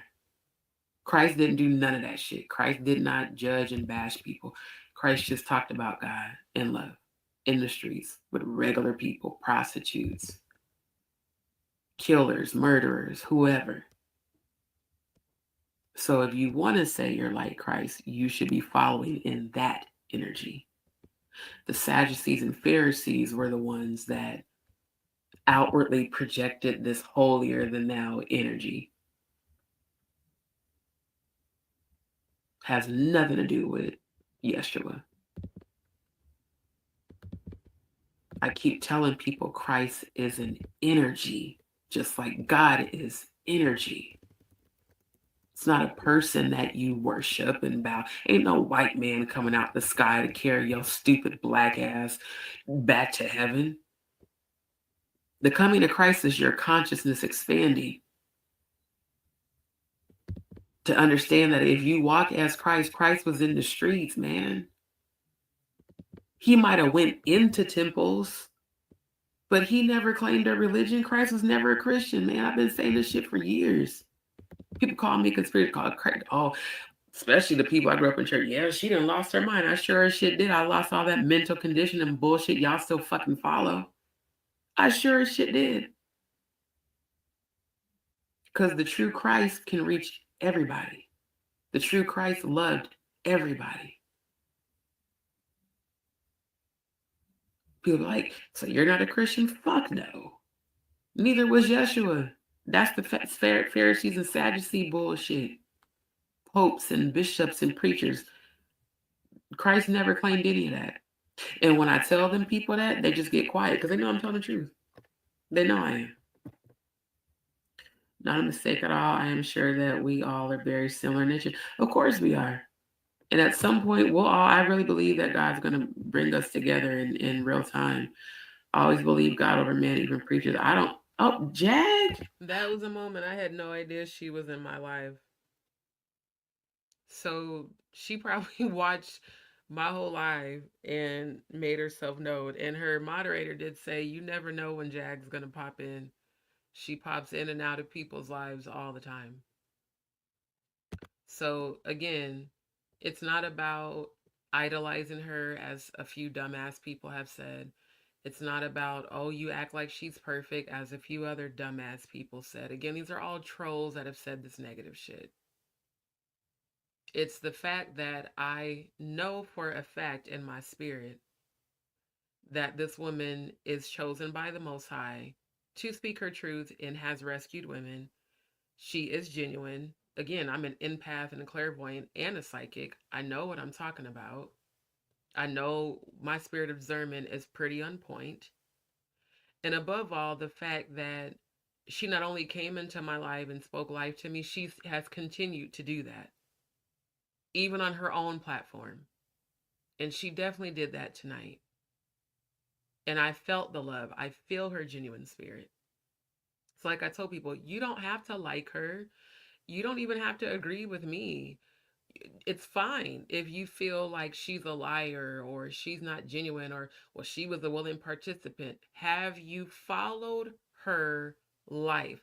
And again, when she was a willing participant was years ago. Y'all acting like she's been a recent willing participant, like she was just at a Diddy freak off a year ago. That was years ago.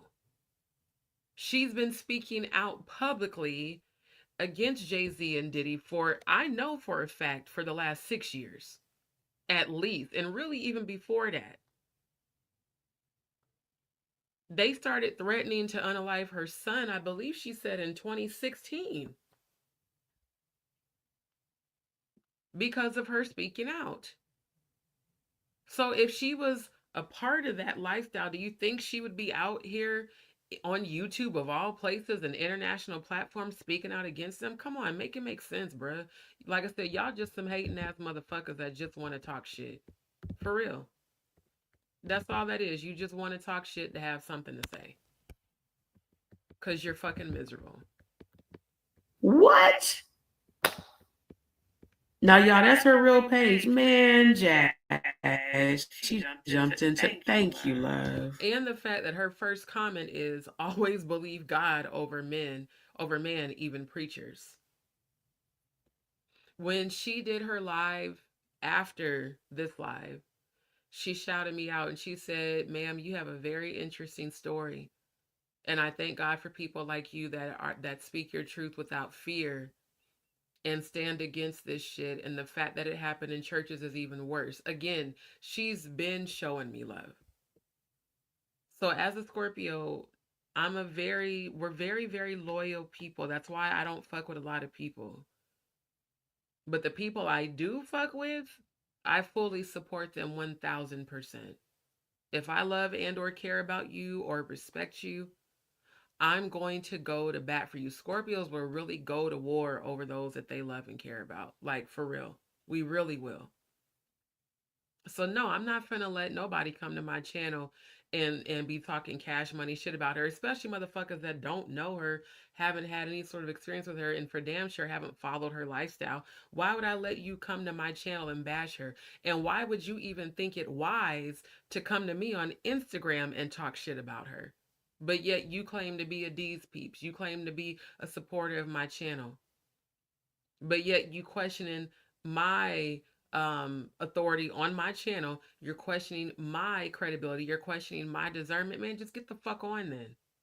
Because what that's telling me is you don't actually support me. You're just here to be a troll. And maybe you're here to watch and run information back. But like I said, God is bigger than these Freemasons.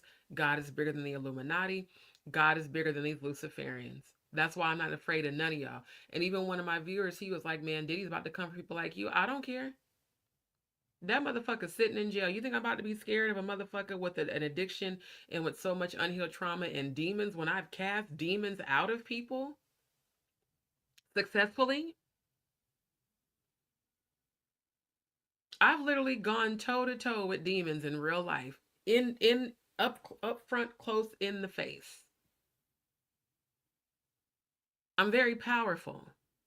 I'm not afraid of people that are caught up in the darkness because you know what? Their vibration is much lower than mine's. I'm divinely protected at all times. They are not. Even if they do pledge allegiance to Lucifer and Baphomet, those spirits are on a lower vibration than the Most High God. And that is the energy I resonate with as a high priestess. I resonate with the energy of the Most High God. And I tap into the frequency of Yeshua, the true Christ. I don't come in agreement with demons, I trample over them. They bow down to me. So I'm not afraid of no fucking celebrity that tries to act like they're God when they clearly are not. I was just about to jump off here because I got to get up for this interview in like a few hours. But everybody, y'all give a shout out to the Queen Jag. Jaguar, I have been following you for some years. I listened to you sing in my teenage years. And you and Orlando need to get in the studio and get that shit popping because you can sing. So there's a difference between a singer and a singer. Jag be singing. And thank you for sharing my last live to your channel. When I tell you, that was the other thing. She shared the live that I reviewed where it was her and Jonathan Hay. She shared it to her community page. If you go to her channel right now and scroll down back to October, you'll see it. So I'm showing this because I'm really tired of people, and not even just the trolls. Like I said, these are subscribers. I'm tired of people coming to my channel, coming to my social media, talking shit. I'm really tired of it. Not even that I have to explain it, but again, the words that she typed in these comments in my chat have stayed with me anytime I have become discouraged, anytime I have felt like giving up. There's times I don't feel like going live because I know there's going to be some dumbass trolls. Then it's like, I'm not going to give them my power. Fuck them motherfuckers. And exactly what I did tonight is what I'm going to do every time going forward. I'm going to address you, then I'm going to block and ban you, then I'm going to report your channel for harassment and bullying. So again, keep talking shit. It's only going to affect you, not me. Man, Lord, I thank you. I prayed for this, Jag. You don't even know. I said, Lord, let her come into my life because I need her. You are so honored. And that is the truth. During the first full moon, not the super moon we just had, but the full moon that we had, um, when was it? Was it the end of October? No, it was the beginning of November, I believe. And we had that full moon, then we had another full moon in September. And I prayed and I said, I want um, divinely aligned connections because I've had a lot of people try to collaborate with me, even outside of YouTube. I've had quite a few people try to collaborate with me on social media through Facebook, TikTok, and Instagram that wanted to come together with me because of connections that I have to certain celebrities here in Houston and even outside of Houston. And they wanted to gain access. Oh, how did how did you get in touch with so and so? How did you connect with this celebrity? How did you connect with this artist? How did you connect with this actress or actor, this producer, this director? Because God aligned me with them. Literally, that's why. That's how. Not because I was clout chasing and trying to align with people. I don't, and it's no disrespect to celebrities and those that are a part of Holly Weird, but when you know who you are within the Most High, the whole celebrity shit doesn't really matter because the majority of them, especially in Holly Weird, they all again pledge to Lucifer and Baphomet and Molech and all these other low vibrational deities. So why would I want to kiss somebody's ass and align with people who are in agreement with deities that are beneath me and that I don't align with? And I'm honestly very careful who I align with, even in real life, even outside of, social media. A lot of people have come wolves in sheep clothing, pretending to be allies, pretending to be friends, calling me sis and shit and fam, asking me repeatedly, are we friends? No. Either you're family or an associate. If you don't pass my test to be family, you're an associate. Unfortunately, a lot of people have failed that test, especially this year, because When I felt that you were genuine, I fully supported you 1000%. And those who I've recently cut off, you know that. You saw how I supported your brands. You saw how I supported you in the spiritual realm. You saw how I went into spiritual warfare for your own relatives. I went into spiritual warfare for a woman's sister and father I had never even met, just based off of her words, based off of what she was saying they were doing to her. And God showed me the demons that were on her father and sister in the 5D. I went into warfare for her. And I thanked God for everything she did to help me. Just like I went into spiritual warfare for the old lady that I found out was psychotic in Navasota. Prayed for her healing. Saw and felt her mom who had passed away in her house and gave her a message from her mother, only for her to turn on me days later because she was, again, high vibrational people. We irritate people's demons. They love us and they immediately hate us because they cannot, since they cannot compare to our energy, they start to hate us. Their demons start to get agitated. Oh, you're bringing light to this person? Let me go ahead and consume them to try to come against you. That literally has happened to me back to back to back this year, especially after I lost my job and had to stay with people. And then even worse, after I got displaced after Hurricane Beryl, and people knew I had became displaced after Hurricane Beryl and that I'm dealing with these very serious medical conditions that I need surgery for. Knowing what I'm going through. Then the other ones, one of the ladies asked me to work with her best friend, which I was open to. God said, hey, help her out. Don't charge her, even though my rate for UX design, web development, and digital marketing starts at $100 an hour because I'm giving you 3 services that I should be charging you individually for. Said she's going to pay me $50, which she did. She used $50 to help pay for a deposit at one of the hotels I had to stay at. The hotel fucked over her debit card, not me.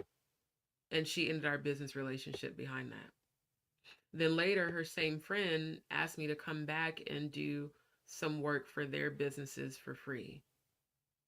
Well, I helped you out. I gave you rides here and there, and and I did this for you. It's always a guilt trip. It's always the manipulation and gaslighting. Oh, I did XYZ for you, so you should do this for me and my business for free. And that broke my heart because I really loved these women as like soul sisters and friends. But then I realized you were only helping me to get something from me. You didn't help me from a genuine place. And then to throw in my face what you did when you know my circumstances. And you see me trying to work while struggling with this GI condition where I pass blood for 2 to 3 hours at a time, sometimes 2 and 3 times a day. And instead of you genuinely helping, it's an expectation of you should do XYZ. I'll even go as far as to share this. I get SNAP benefits, right? Spent that on people because of what they did to help. Still ask me, can you do this for me for free for my business? Can you do this for free for my friend for her business? Can you design logos for me and branding for my business? Because remember, I did XYZ for you. When people are genuine, they don't do that to people that they know have been displaced due to a hurricane, people that they know are struggling because of medical conditions that, again, I was in the emergency room 3 times in 1 week because I could not stop bleeding and was passing clots. And I have Graves' disease too, which I'm speaking healing over. But these conditions that I need surgery for, I absolutely need surgery for immediately. But I have to raise the funds to provide for myself as I recover. And for those who made negative comments about me putting that in the comments after my lives, fuck y'all. You don't know what I go through every day. All of you that was like, why don't you never come on camera? Because you don't know what I go through every day. Again, I don't look like what I'm going through. But what I go through is very painful and it's very disgusting. And I want my surgery done ASAP because I'm tired of dealing with it. But again, I got to be able to have the resources to provide for myself as I recover, which is going to take, the doctor said, 6 to 8 weeks. So I'm not begging people for money. In fact, I haven't asked anyone for anything. I go without until I can do better, and I'm a manifester. I'm manifesting everything that I need, and God has provided and will continue to provide. But I wanted to share all that to say, when people ask why I don't fuck with people, this is why. Because the very people who have called me friend and family and sis and all this shit, every last one of y'all had motives. Even the so called friend from back home, from Des Moines, Iowa, that lives in Conroe, which had her side dude and she's married, helped me out with a hotel room. And I appreciated it. I showed her appreciation. I showed him appreciation. I even prayed for him. But she cheated on her husband with this man, which I don't agree with. And then she wanted me to be involved in that, and kept saying repeatedly, "Oh, if I wasn't married, I'd probably be a hoe," and kept laughing about it. She even said it in front of a dude I was staying with. So you want to help me so that I'll cover for you as you cheat on your husband? No, ma'am. And then had the nerve to say I was ungrateful. No, bitch, I'm not finna be a part of that messy bullshit. If you want to ruin your marriage, do that shit by yourself, but I'm not finna cover for you. I'm not gonna snitch on you to your husband unless you keep talking shit about me. And even then, I'm still not going to do it. I'm going to let you hang yourself. That's what Scorpios do. I don't need to seek revenge. First of all, my angels, ancestors, and spirit guides are always protecting me against any and all energy rising up against me. Second of all, you such an arrogant, messy bitch. You're going to ruin your own fucking marriage. The fact that you are so arrogant that you have brought this man to your house, yeah, you a messy bitch, and you not finna involve me in that shit. Which is why she kept bringing up my past, which I've shared with y'all publicly. That yeah, I used to be a swinger. Yeah, I used to be into kink and BDSM. No, I never got paid for it. Looking back, I probably should have. I was just on some kinky shit. That was 12 years ago. That's not who I am now. So you want to call me a hoe? I've been celibate for 3 years, and in 3 years, I broke up my celibacy twice. So again, people who have pretended to be friends and family and bro and sis have all had motives. And the other ones had motives for trying to fuck me and ask me for sex in return after they helped me. So, yeah, that's why I'm very selective on who I get close to. That's why I'm very selective on who I trust. And the minute you show any sort of ounce of deception or ulterior motive or energy that's not genuine, I'm going to cut you off immediately. Access denied. All or nothing, Scorpio. Jaguar Wright has not done anything to me in any negative way, shape, or form. All she has done is shown me love and support in my channel. And until God tells me to not support her, I don't give a fuck what any of you say. I'm going to support her. Period. You are so honored, Queen. And you are so chosen. I thank God that I saw you on Storm Monroe's channel some 4 or 5 years ago. I was like, man, she's real. Like, and every time he would have you on, I would tune in, listening. This is something, y'all. Hey, hold up. I just seen a comment by Anita. She said, my rule is I always give more than I take. It's not help if there's conditions attached. Exactly. Thank you, Anita, for that.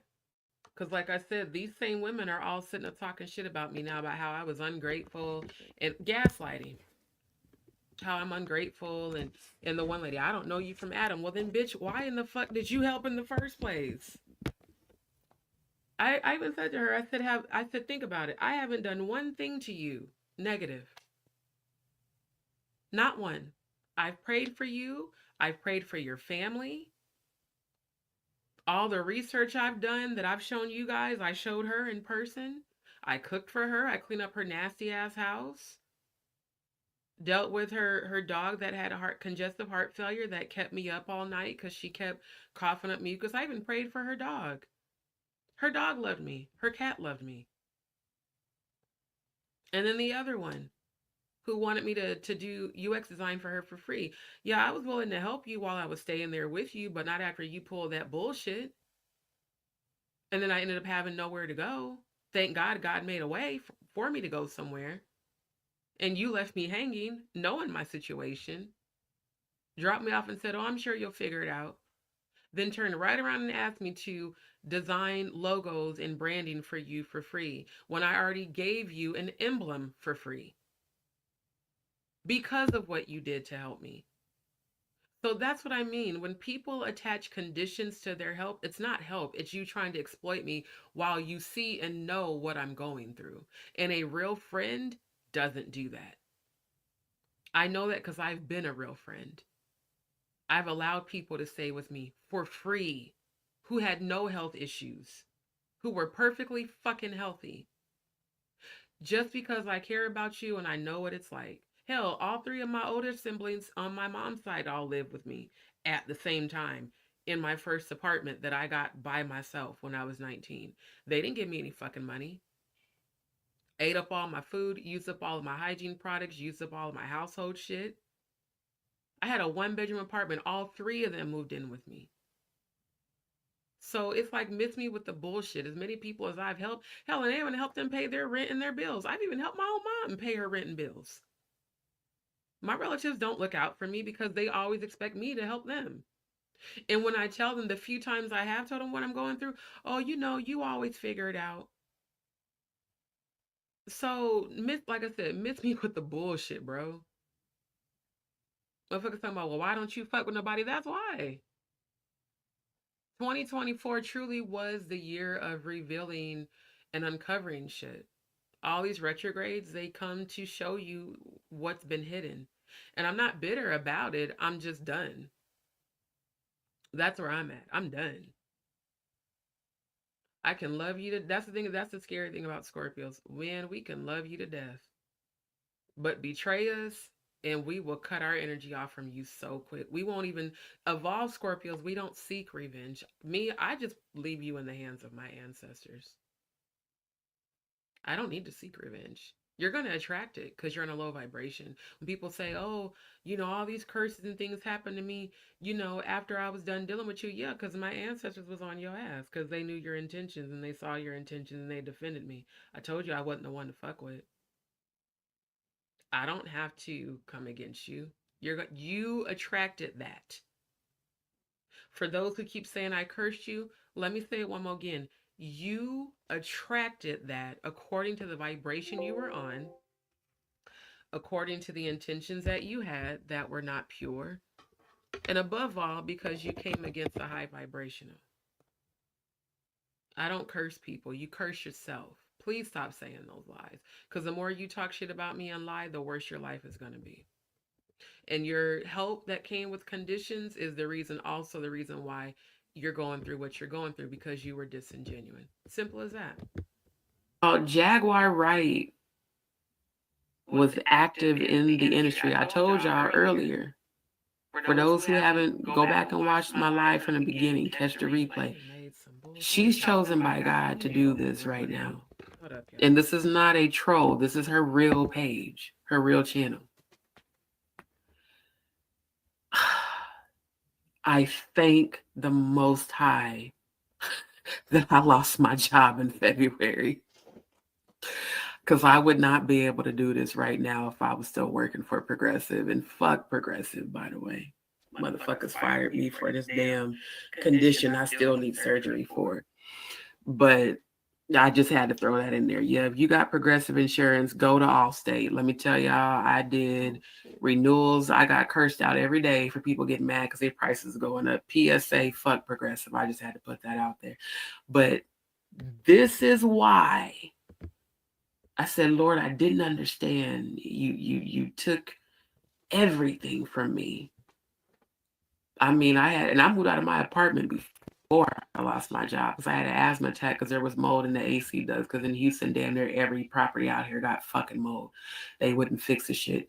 Went to the whole ER. They wouldn't fix the shit. So I moved out in December and I've been moving ever since. Then they fired me in February. Then it took me over 3 months to get unemployment. Then my unemployment ran out right before the hurricane. I said, Lord God. Now I'm doing your. And I didn't even realize at the time that what I was perceiving as losses was God setting me up to do this every night, which ironically I prayed for at the beginning of the year because I was tired of doing that job. It drained me, it was negative, it was horrible. Yes, I was happy to have a stable source of income, and I was paid decently. You know, I was able to pay all my bills and have money to go out and do things, but and even to rent out, the Airbnbs where I could be by myself. But I was constantly being yelled at and cursed out at every day. And as an empath, clairvoyant, psychic, that's draining. Constantly feeling everybody else's negative energy and then having to take it on and having to deal with it and knowing that 90% of your calls are going to curse you out and yell at you. Yeah, I fucking hated that job. And I prayed, I said, Lord, I want to do my YouTube channel full time. I just didn't know it was going to come in the form of me losing my job. So, I mean, I had quite a bit of money saved, especially when I got my end of year bonus, which was quite a few stacks. But after a while, shit runs out. And I had to live with people for about 2 months. And then I got yeah, 2 months. And then I got my unemployment. I stayed with my so called friends for, what was it, about 3 weeks where I was paying them to rent a room with the money I had saved. They had mold. Um, they had 3 dogs, 2 cats, a cage of birds. They had a whole bunch of animals in like a 2-bedroom apartment. I was constantly stepping in dog shit every day, roaches, mold. Come to find out, they were popping pills and doing meth, not just smoking weed. Alcoholics. She lying to me, crying about their bills and how their phones were going to get cut off. Their electricity was going to get cut off. And her husband had cancer, and I really felt bad for him because I'm a 2-time thyroid cancer survivor. They basically played me, and I gave them all this money, and then they didn't even pay their rent. They got an eviction notice. So before that happened, I moved out, and I moved in with a guy who is a friend of my ex's dad, who love bombed me initially, made me feel like he really cared about what I was going through with my health, and even was there for me emotionally when I was grieving when it was my dad's birthday. Because, like I said, my dad passed away in 2017. I ended up, um, in my vulnerability, falling for all that support, broke my celibacy, immediately regretted it. And when I told him I didn't want to, that it was a mistake and I shouldn't have broken my celibacy, that's when the narcissistic shit came out. He turned into an entire asshole and definitely became very emotionally abusive and even physically tried to threaten me and shit.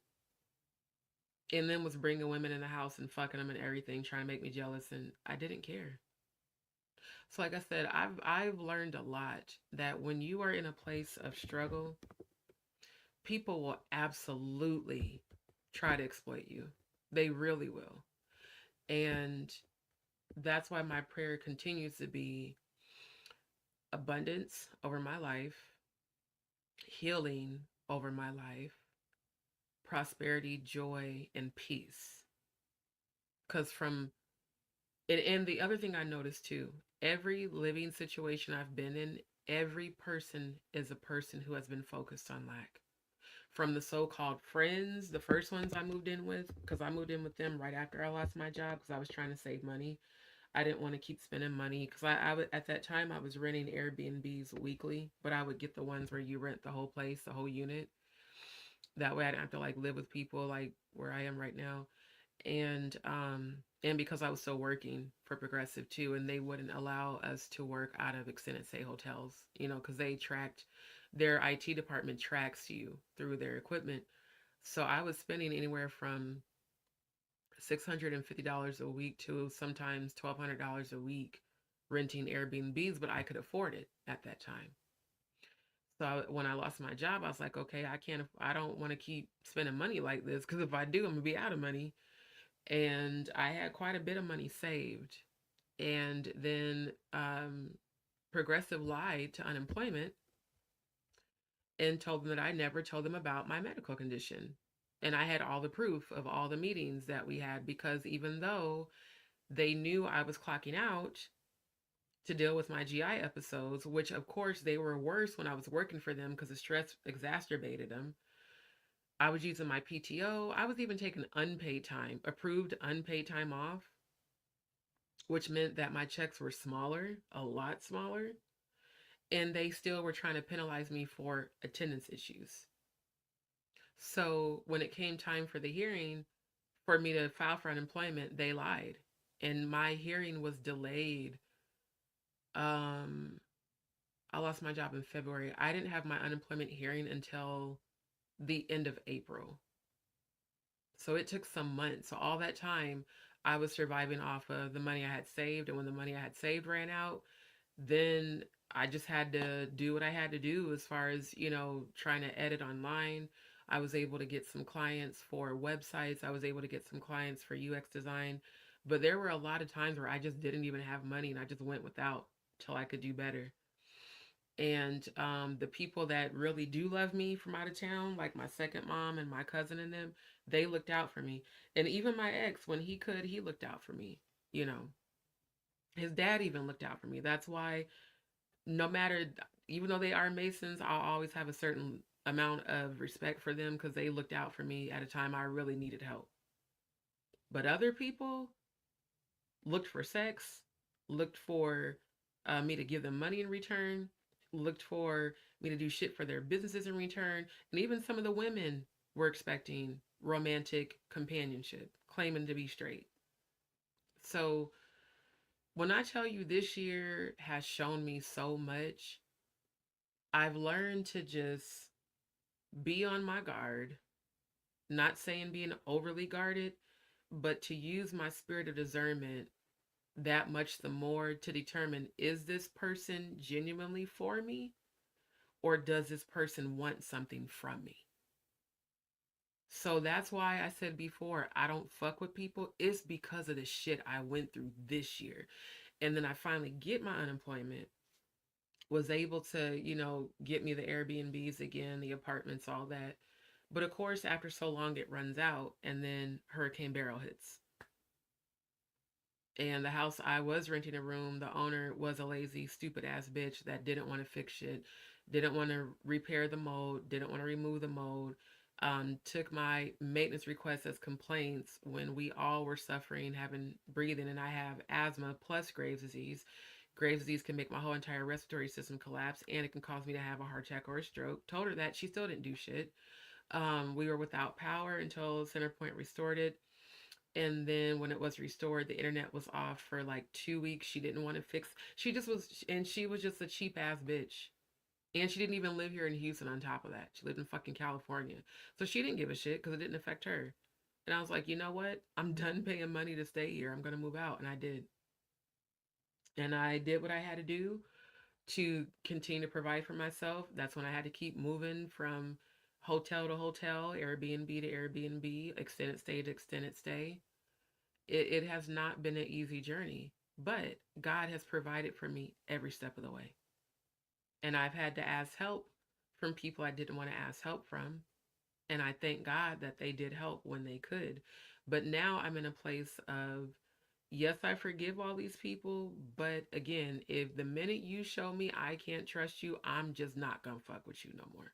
It's not about no grudge. It's about me protecting myself and protecting my own energy from energy vampires, from gaslighters, from manipulators, from people that just wanted to exploit me. And every one of these people knew about my health conditions. They know. And they still didn't care. Still tried to get shit from me. And then on top of that, talk shit about me and gaslit me and manipulated me. And I told them, yo, I also have PTSD. So if you keep fucking with me, I'm going to pop off on you. And a few of them witnessed that shit because they kept fucking with me, knowing what I was going through. One of them even kept banging on the door while I was having my GI episode. I'm like, yo, well, I want you to come out and meet my daughter. Ma'am, I'm bleeding from my ass and passing clots. I can't come out the bathroom to meet your daughter. Well, my daughter act like you got an attitude. What the fuck? I'm in here sick. And the same bitch tried to put her hands on me the day I moved out of her house. Old bitch. The same one I prayed for. Literally. And did a whole protection prayer over her house. And the same so-called friend in Conroe just left me there talking about, well, that's cost me a lot of gas to have to come all the way out there. My other homegirl came all the way from Houston to Navasota, picked me up, grabbed all my stuff, took me all the way downtown to my storage unit and everything. And she was cool for a minute. She really was. But like I said, everybody wants something in return. There's always a condition for their help. And I thank God that when I've helped people, I've been genuine. And that is the reason why God has blessed me throughout this whole entire journey. It's not about no karma. This was my testimony to show that you can go through a lot of shit and still come out on top, still come out strong, still have faith, still be loving, still have a loving, genuine heart, still pray for people, still give your testimony to others. People have no idea what I've been through, but they've judged me so much. Don't live a day in my body, have no idea what my body feels. But God knows. My angels and ancestors know too. That's why they defend me and protect me against those that try to come against me. So, like I said, to those who have reached out to me recently talking about I cursed you, no, I didn't. You attracted that because you didn't do right by me. See, when you were doing right by me, you were being blessed. My very presence, because I'm in a high vibration, comes with divine protection and blessings. The minute my presence is gone, that protection leaves with it. And you're stuck in the lower realm you were at before I came into your life. Those are just facts. It's not about pride or ego.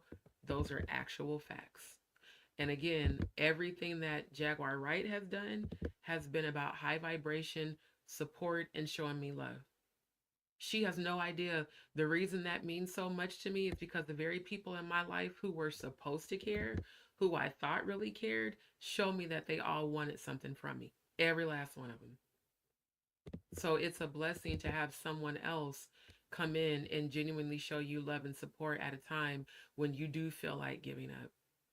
And they give you that push to keep going. That's why I'm gonna always support her. Your will. So I know this ain't karma like them low vibrational motherfuckers tried to say. This live right here just confirmed exactly why God took me down this journey. You never know how your adversities are making you strong and preparing you for God's purpose. This right now, this confirmation for her to jump in my live when I prayed for this before I started this live. My God. Can't nobody tell me I don't know God because I use curse words. I'm human. Christ is human and divine. I keep telling y'all, Christ, y'all can get mad all you want. Christ was a real nigga. I don't care what you say. And Christ's energy you carry within. And it reverberates and it attracts and it brings together just like everybody in this live tonight. I love this reality. Thank God for you, Don. Thank you, Queen. Seriously, from the bottom of my heart, thank you. Because I'm blown away right now, Janice. And I was just getting ready to end this live. I got this interview very early this morning, and I got to get up at 6. But I tell you what, it's worth it. Lord, I thank you right now. And Jag, I just had got done praying for you too on this live. Me too, Joy. I'm shocked. I'm shooketh right now. Everybody, please go follow Jaguar Wright's channel. Go like, share, and subscribe. I jumped in her live last night. And I love seeing, I love seeing her with her man. And I even said it on this live. I said, that's your divine masculine. Y'all finna get married. Humans don't do humanity anymore. God will, girl. Yes, God will strip you to give you. Yeah, that right there, that comment, every time I would get discouraged, because when I tell y'all I've been on so many interviews these past few months, and honestly, some of them were for positions that I knew I probably physically shouldn't be doing. but I was just willing to take it. Even the temp agencies I signed up with and, went through all that trouble of I verifying my identity and having to have other people. I mean, it's like, I was like, Lord, what is going on? Because I don't dwell on the frequency of lack. I don't focus on what I don't have. I'm always focused on abundance and high vibrations and faith. I'm walking by faith. Why am I not getting hired? Even for jobs that I know I'm qualified for. I'm a certified culinary trainer. I've managed kitchens. I opened the Woodlands Longhorn Steakhouse in 2013. Even though I know I shouldn't be doing that job, I know I can. And it was like all these other jobs I kept applying for and going to interviews and wasting money on Ubers and all this shit. And I was like, why isn't the doors opening? And God just kept saying, keep doing your YouTube channel. Literally, keep doing your YouTube channel. I have a message for you to give the people. And so I was like, okay, Lord, if that's the reason that you took the job, I did say at the beginning of the year, I want to do my YouTube channel full time. Well, now I'm doing it full time. And as of right now, my channel is being reviewed for monetization. It hasn't gotten monetized yet, but I'm speaking into existence that it will. And I'm also speaking into existence that I'm going to get my surgery done. And I'm going to be completely healed of all of this. And I'm going to be the powerful, successful woman that I've always been meant to be. But right now, I'm content just doing God's will. And I said, Lord, I don't have to know where my next dime is coming from.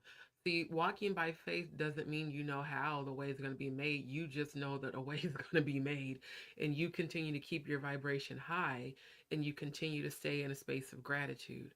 I'm grateful that no, I'm not exactly where I want to be, but I'm right where I need to be.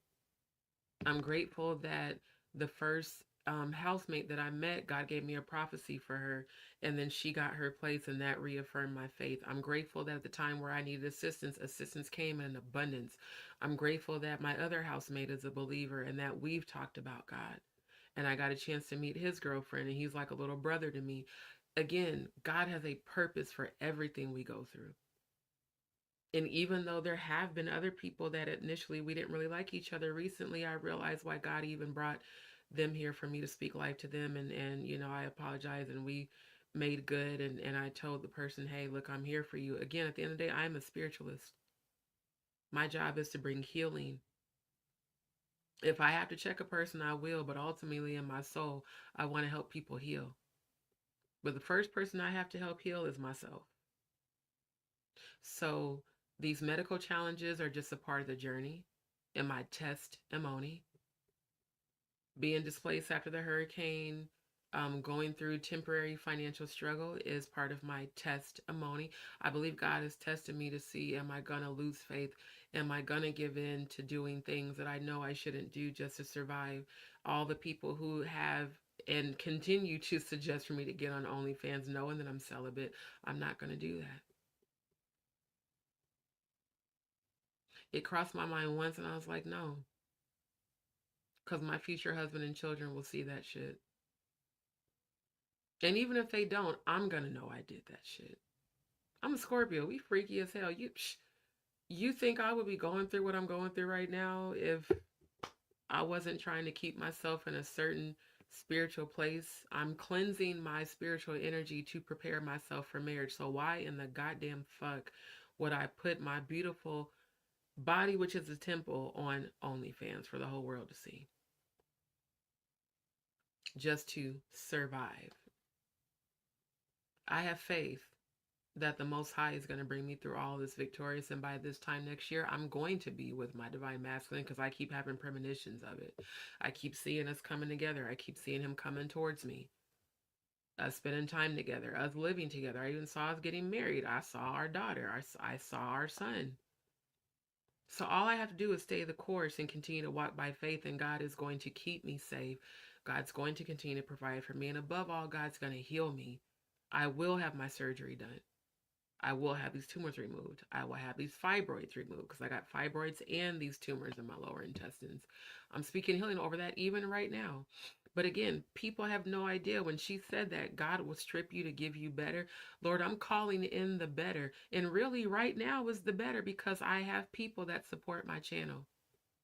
And I thank God for every last one of you. Fuck the trolls. I thank God for the people that have continuously supported my channel.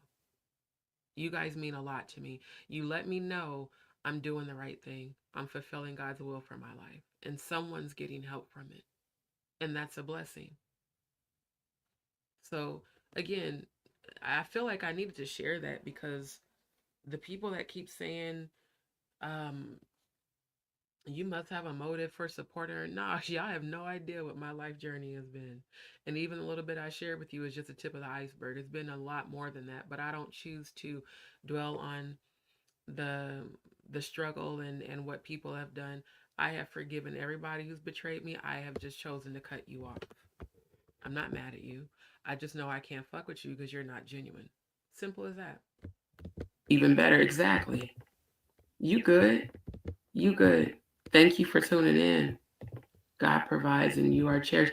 Thank you. And see, and that's the thing. And that right there, like, she didn't have to speak those words to me. This is a woman who has continued to be ridiculed, just treated like such shit.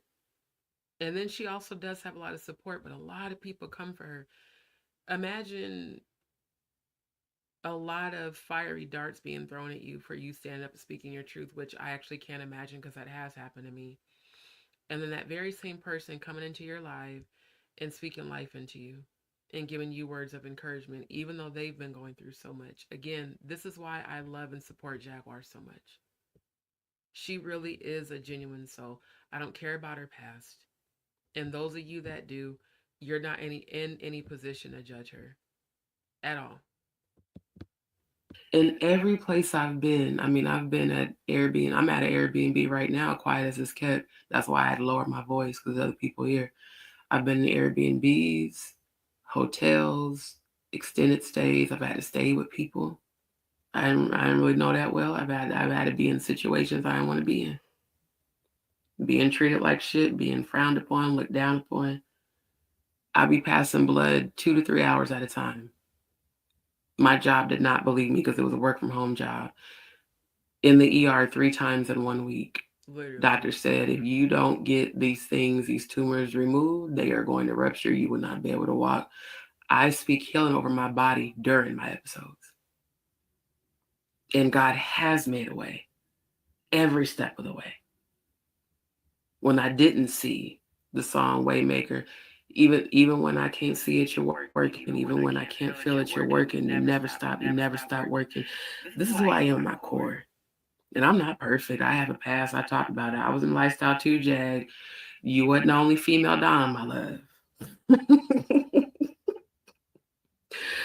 I was very active in the lifestyle some 11 years ago. And I chose celibacy 3 years ago after a very traumatic relationship and me losing my fifth child and my father dying. I'll be transparent. I broke my celibacy twice in the last 3 years, and I regretted it because I knew that the person was not worthy. But regardless, I chose to do that to heal. But yes, I was in the swinging lifestyle. I was in the BDSM lifestyle. I still like kink. I plan to do that with my future husband and wife if I choose to have one. And what I thought was just kink and being freaky, I got the download last night from the Most High. I had my hand on you even in that lifestyle because there was men who are doing the same things that Diddy has been accused of and others, that those goings on were goings on, and I didn't find out until after I exited. Literally, like I would go to the mansion parties and it would be all freaky and everybody's involved, but then there would be groups within those parties that were having private parties away from the mansions, and I kept getting invited to those smaller private parties. And like I said, Mr. Beast is the one that's over the Dallas, Houston area parties, and anybody who's been on FetLife knows who he is. Apparently, he had a competitor because Mr. Beast is the one that when I had my first few BDSM, they call them training sessions, that's who my homegirl was, in touch with and had been getting trained by. Well, he had a competitor on FetLife that heard about me from the parties because again, I'm a projectile multi-orgasmic squirter, so pretty much nobody else there could do that. And um, he had requested that I come to, they call him family, his family's party, and I was all geared up to go, and then I had a very vivid premonition the night before of him doing a satanic ritual on the women because he had sent me pictures of the women that were going to be there and his photo, and I was like, okay, they're all pretty decent. It's like I think it was 6 of them total. That night I had a premonition of him drawing a circle on her stomach with that pyramid symbol, and he was taking a knife and carving shit into her skin and summoning demons. And I was like, okay, this ain't no freaky kink shit. They're literally doing satanic sex rituals for sacrifices. And that was God protecting me. Like, don't go. 333 on the clock. Confirmation. Don't go. And I was like, you know what? I'm up here being a freaky ass Scorpio trying to be kinky, and people are in this lifestyle really doing exactly the very same things that Diddy has been accused of.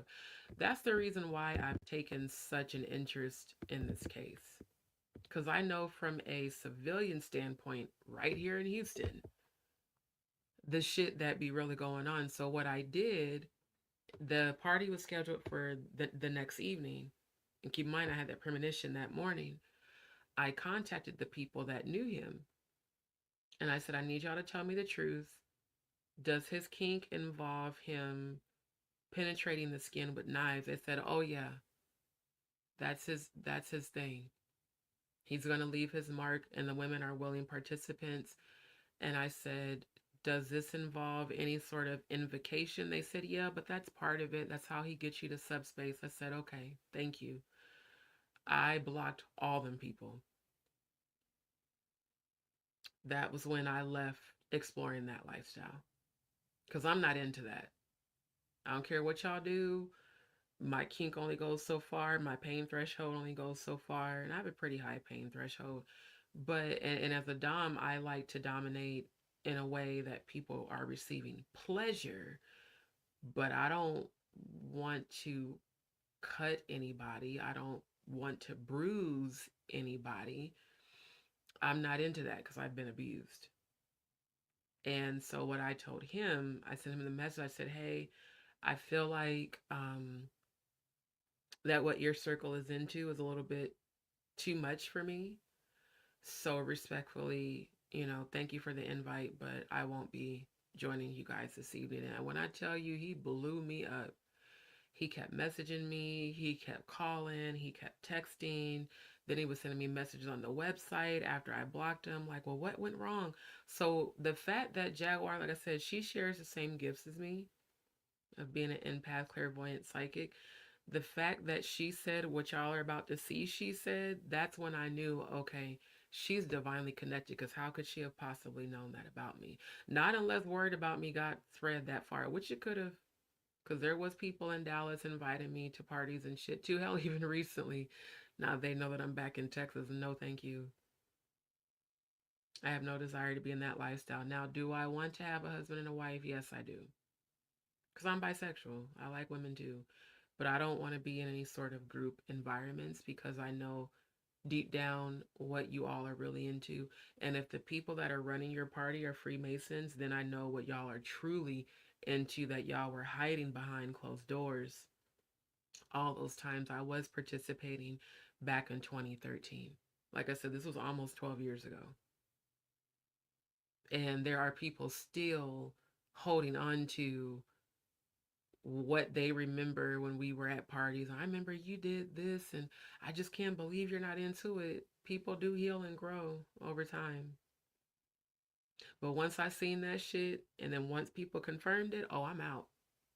That's why I said I don't judge her for being a dominatrix. I did that shit myself. I've pegged men. For those who don't know what pegging is, look it up. But it was at their request. Any sort of domination I did was literally at the request of the person who wanted to be dominated. And again, back then I didn't know people charge for that shit. I probably should have, but I was just being kinky. So yeah, that answers the questions for those who lied and said I was a sex worker. No, the fuck I wasn't, because I didn't even know that that was something I could have gotten paid for. But yeah, looking back, I definitely should have gotten paid.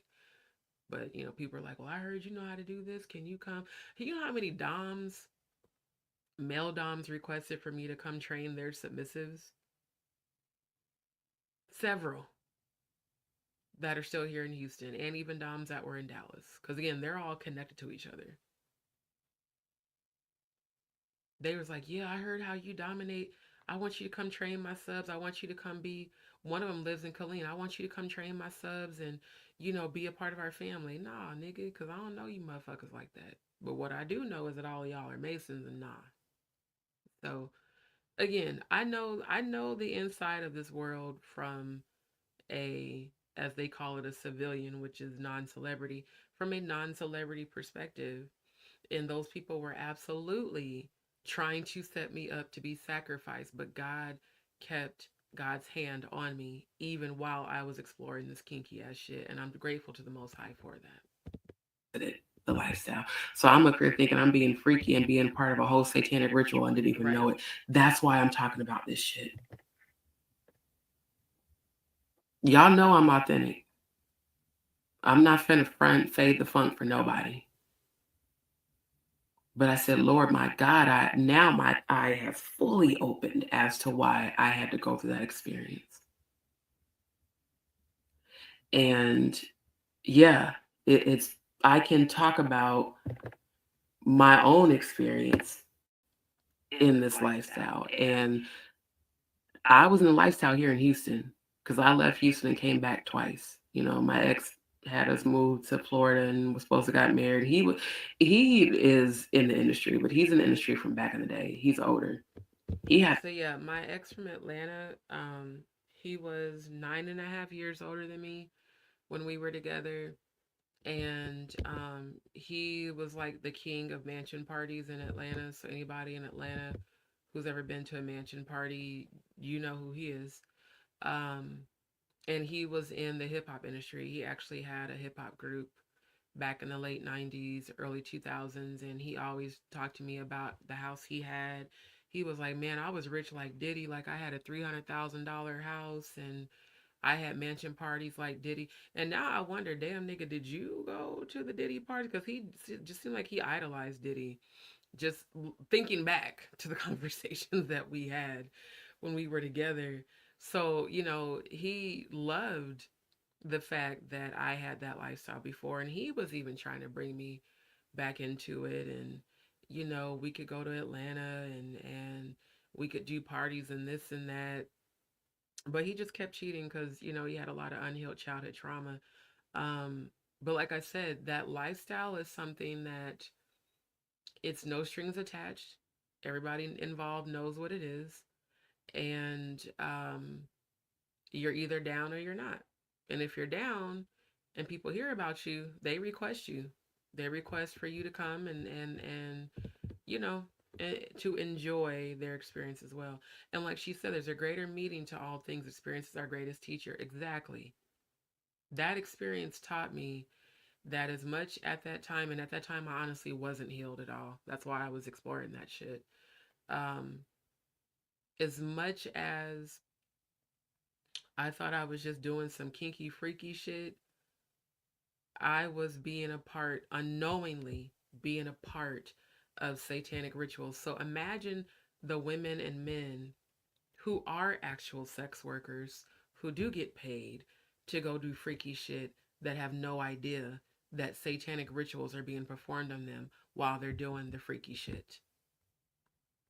Imagine all the people. Like she said, she interrupted over 20 sacrifices. They will bring you in with, like they told me, well, especially Mr. Beast, well, I know I'm well connected. I know all the NFL players, all the NBA players. A bunch of men from Hollywood come to our parties, actors, directors, producers, because he knew I was a chef and that I was also in the editing. He was like, I can get you connected. I can have you catering for LeBron. I can have you catering for all the NFL players. And some of those people were at some of our training sessions. Some of these sports athletes, politicians, people known in Hollywood, yeah, they would be at these parties. And everybody knows that we didn't have to sign NDAs, but you just know that you're not supposed to expose anybody because then they'll expose you. The recording of sexual activity goes down at all of these parties all the time, even the private ones that I did with people that I did know. They record everything. That way, if you expose someone by name, they can exploit you and put tapes out on you. I remember the first time I was like, why are y'all recording? No, it's just something we do. And then later I found out, no, they do that so that if you snitch on somebody in particular by name, then they can put a tape out on you and then everybody knows what you did. Now, me personally, I didn't care because it's not like I was ashamed of what I was doing. But yeah, the Diddy shit, for me to have witnessed that in real life right here, I know that the shit Jaguar's saying is not a lie because I experienced it myself. At a rap group. He had mansion parties and shit. Kept cheating, kept being a whore. Yeah, he did. Moved me all the way across the country just to cheat and leave. So you know what I did during the pandemic? Got my shit together and got my place and moved on with my life. But I had lost our child 8 months after my father died. I didn't even know I was pregnant until I lost the baby, and I was all of 13 weeks along. Very traumatic. Oh, Jaguar, I'm not even in the lifestyle no more. I literally have been celibate. I broke my celibacy twice earlier this year. Regretted it. I've been celibate since October of 2021. So the people who are still here that knew me from back then are the ones that are surprised that I'm celibate now. I'm preparing myself for marriage. And I really do believe that the person that I believe to be my divine masculine, I've already met in person. The next man I'm gonna be kinky with is my husband. We going out, sex swings and all, okay? And I'm serious because I'm bi. I might have me a wife, but I think she gonna just be for me. Child, civilians are more thank you than those who know. Right, right. And like I said, some of these parties I went to, NBA players, actors, rappers, musicians, politicians, well-known people in the government. Everybody has something to lose, so you don't talk, you don't expose people, you just go on about your business. And everybody knows what it is when you go to these parties. There was lots of couples that were at these parties. Hell, I fucked some couples. I ain't gonna lie, I did. It was fun at the time. It was kinky, but after a while, it got old. And then when I had that premonition of the particular man whose name I'm not gonna speak doing a satanic ritual, and they kept inviting me to their training sessions and their parties, that was when I left the lifestyle. I said, okay, this is not just kink and being freaky. These motherfuckers is sacrificing. Like I saw them conjuring the demons in the premonition. I saw them doing the sexual acts and literally giving their sexual essence to these deities. And quiet as it's kept, it's alleged that Ray J participated with Jay-Z and Beyonce, and they did some rituals. That's why the thumbnail y'all saw, I edited that earlier today on my phone. I do 95% 5% of the editing on my phone. All of my videos on my channel, I've edited them. My logo, I edited on my phone. The thumbnail tonight, I edited on my phone and then took the same thumbnail and edited it into a reel that I used to promote tonight's live. Everything about my life makes sense. And everything that I thought I lost at the beginning of this year is being replaced. Right, Joy? Exactly. When she said that, I was like, damn. Because that's literally what the Most High showed me. That's why I believe the Most High showed me that premonition. And again, you go into these lifestyles thinking you're being freaky while they are doing rituals on you, and you have no idea. That's why she said civilians are more in danger than the people who know, because they don't know. I definitely didn't know. I'm gonna be honest, I don't even think the female that introduced me to that lifestyle knew. I really don't. And she had severe trauma. And that man, thinking back, I look at how he MK'd Ultra her, because he required that you have weekly sessions with him for 3 months before you are allowed to come to what they call a BDSM training session, which is nothing more than a fuck party. Um, with me, I didn't have to do 3 months. I just did like a month and a half, and he immediately like requested for me to come to the parties. But with her, she would be like, "Man, it's like he knows everything about me." Well, the devil knows a lot of shit too. Again, Lucifer is a fallen angel transformed into an angel of light of deception. And I just look back like, my God, you were protecting me even then. Because I could have not had the premonition and went to the party and then fucked around and found out in person and probably would have ran out of there screaming and hollering like a lot of women have, who have spoken about the things that happened to them and how they left the party naked and screaming. And that could have very well happened to me. And I thank God that it didn't. But like I said, my interest in all of this is not for views and clicks. It's because I know what that's like to go to some shit thinking you're going to have fun and you're being deceived. They're including you in their sacrifice. When you're not a willing participant because you have no idea that's what they're fucking doing. Thank you, Jag. That's what I saw. They were preparing me as an offering. And the first BDSM party I went to, which they call it a training session. Like I said, I don't want to say this guy's name because everybody in Houston knows him. But again, everybody in Houston knows him. He is impotent, but he has mad beta slaves. And a beta slave is a servant, essentially. They would serve, they call them daddy doms.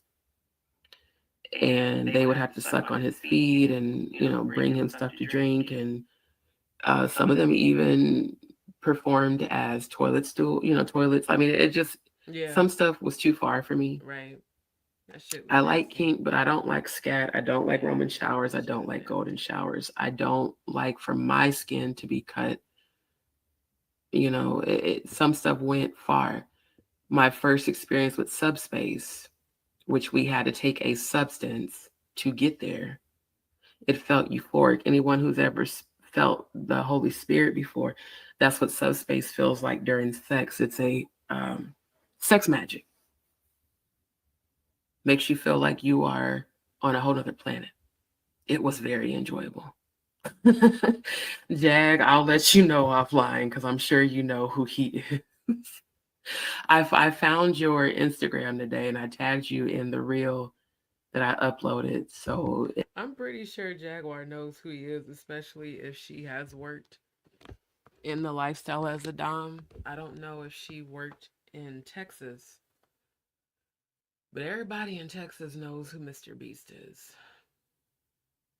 And that wasn't even the guy. Well, he was the one that introduced me to Subspace, and he had one of his male doms actually perform the Subspace ritual on me. And I'm not gonna lie, it was the most amazing feeling I ever felt in the world. Um, but I'm pretty sure she knows who he is, and I'm pretty sure at some point we will talk in real time.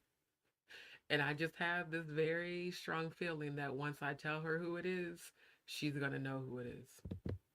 If you can so kindly follow me back, I definitely want to talk to you because a lot of the stuff you've talked about, I know firsthand. But that particular man had us at this room.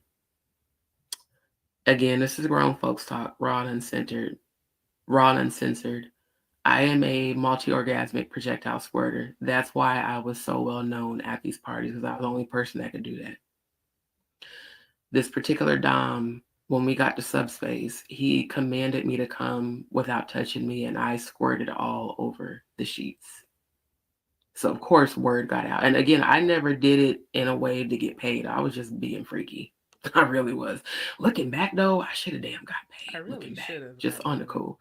But Shit. they were like, "Oh yeah, we want to have you at all of our parties." And I'm a chef too, so they were trying to bait me with you'll get paid buku money. We'll make sure that we put you with the elite to cater, and we'll present it as a business opportunity. You'll be the chef and caterer. And at first I was down with it until I started talking to the beta slaves and his main slave, and she told me how they're cum dumpsters, like literally, that's their position as his slave. And these men are And by the way, not only were they cum dumpsters, these married men were fucking them raw. So you got a bunch of married men who also fuck their wives raw, dumping all their cum into you, bacteria, possible STDs, and above all else, their souls. Because again, when a man comes, he empties his soul into you. So you inherit all of his unhealed energy, all of his trauma. He empties his soul out into you. That's why it's called a soul tie, and that's why sex is a sacred exchange of energy, and also why I'm celibate. married, y'all, with kids. Okay, so Right, imagine your husband going to a party like this and having raw sex with right. multiple women who are used as cum dumpsters, and that's their position.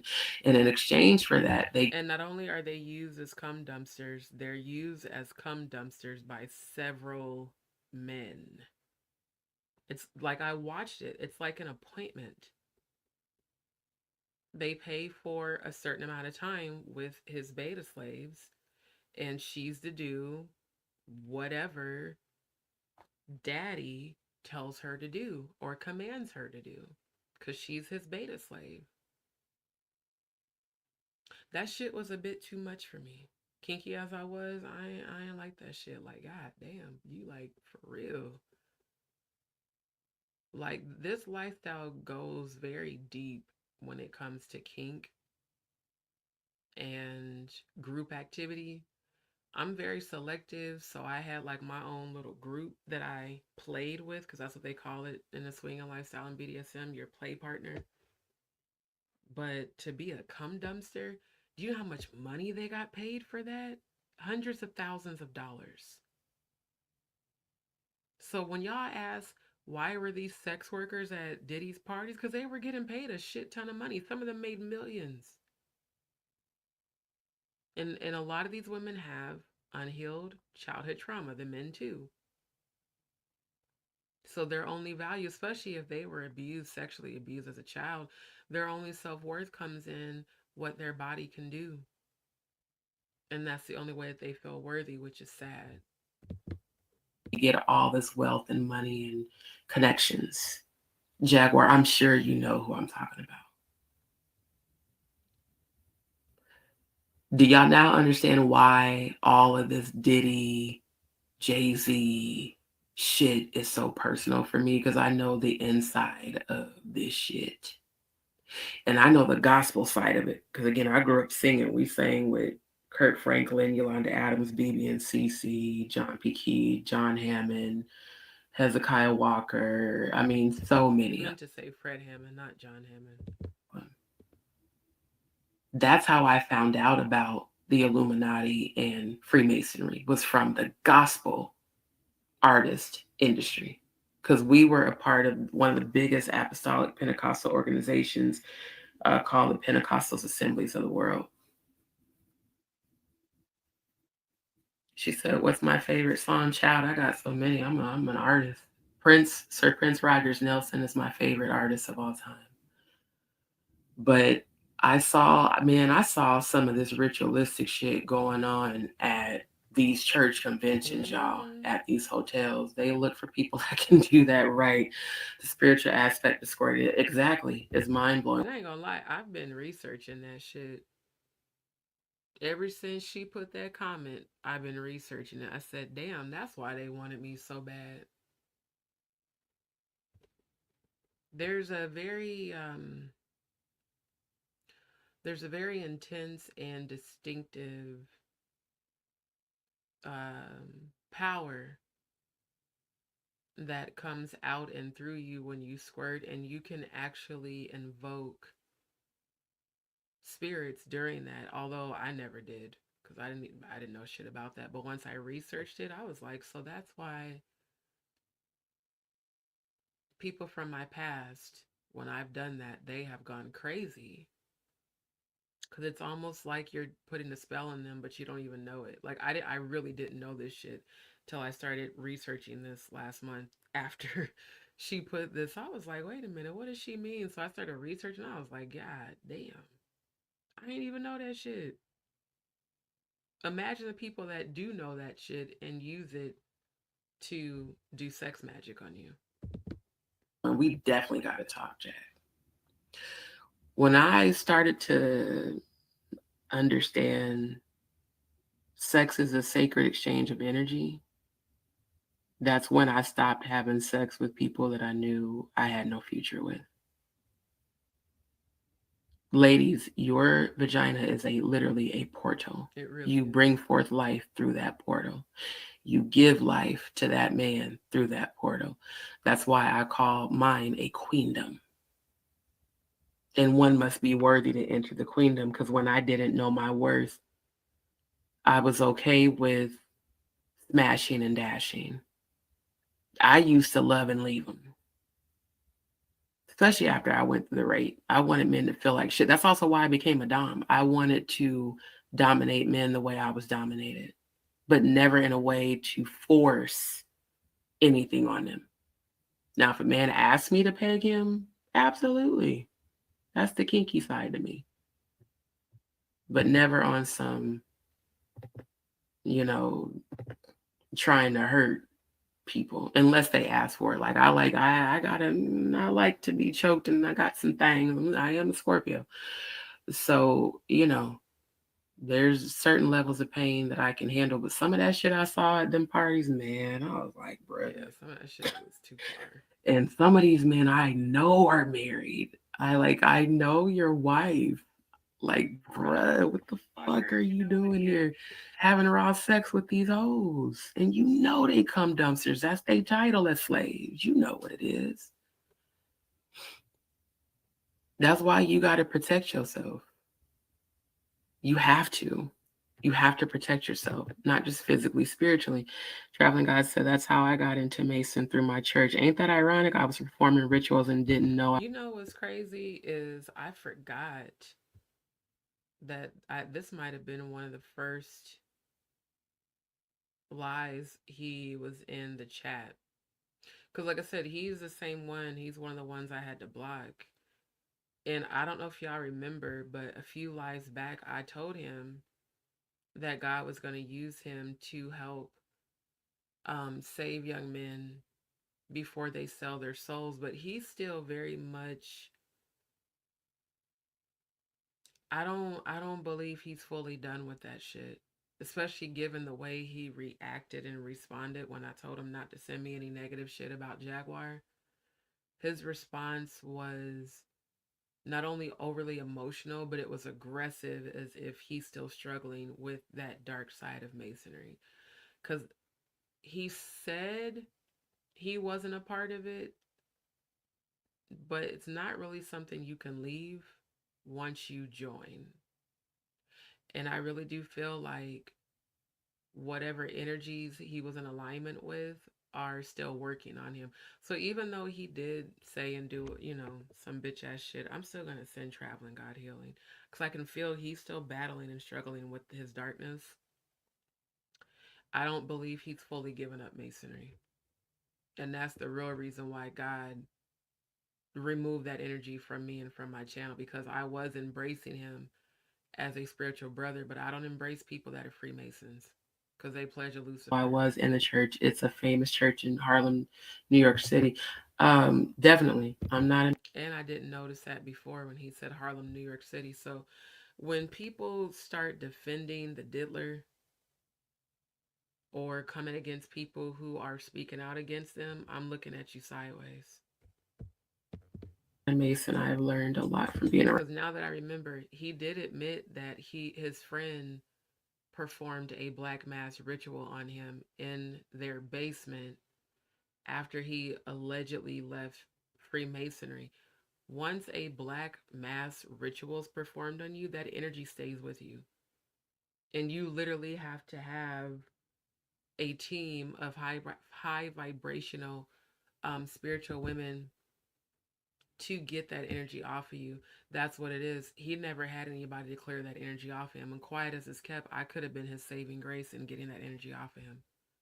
So, regardless of the fact that I had to ban him from the channel and block him on Instagram, I am gonna send traveling God. I hope he heals from that shit. Because if not, his soul his soul will be consumed. Around them handshakes about, oh yeah, I exposed their handshakes years ago. It's very crazy. Very. And I'm gonna tell y'all something. Your favorite famous preachers are all Masons. They really are. Especially TD Cakes. Bet y'all didn't know that shit. Did y'all know that the first Bible that President, what's his name? Not Lincoln. The very first president, it was the Masonic Bible, King Solomon Bible. I'm going to share all this tomorrow. I meant to go into all this tomorrow because I have the links on my phone that I need to transfer to my Gmail so I can present them during tomorrow's live.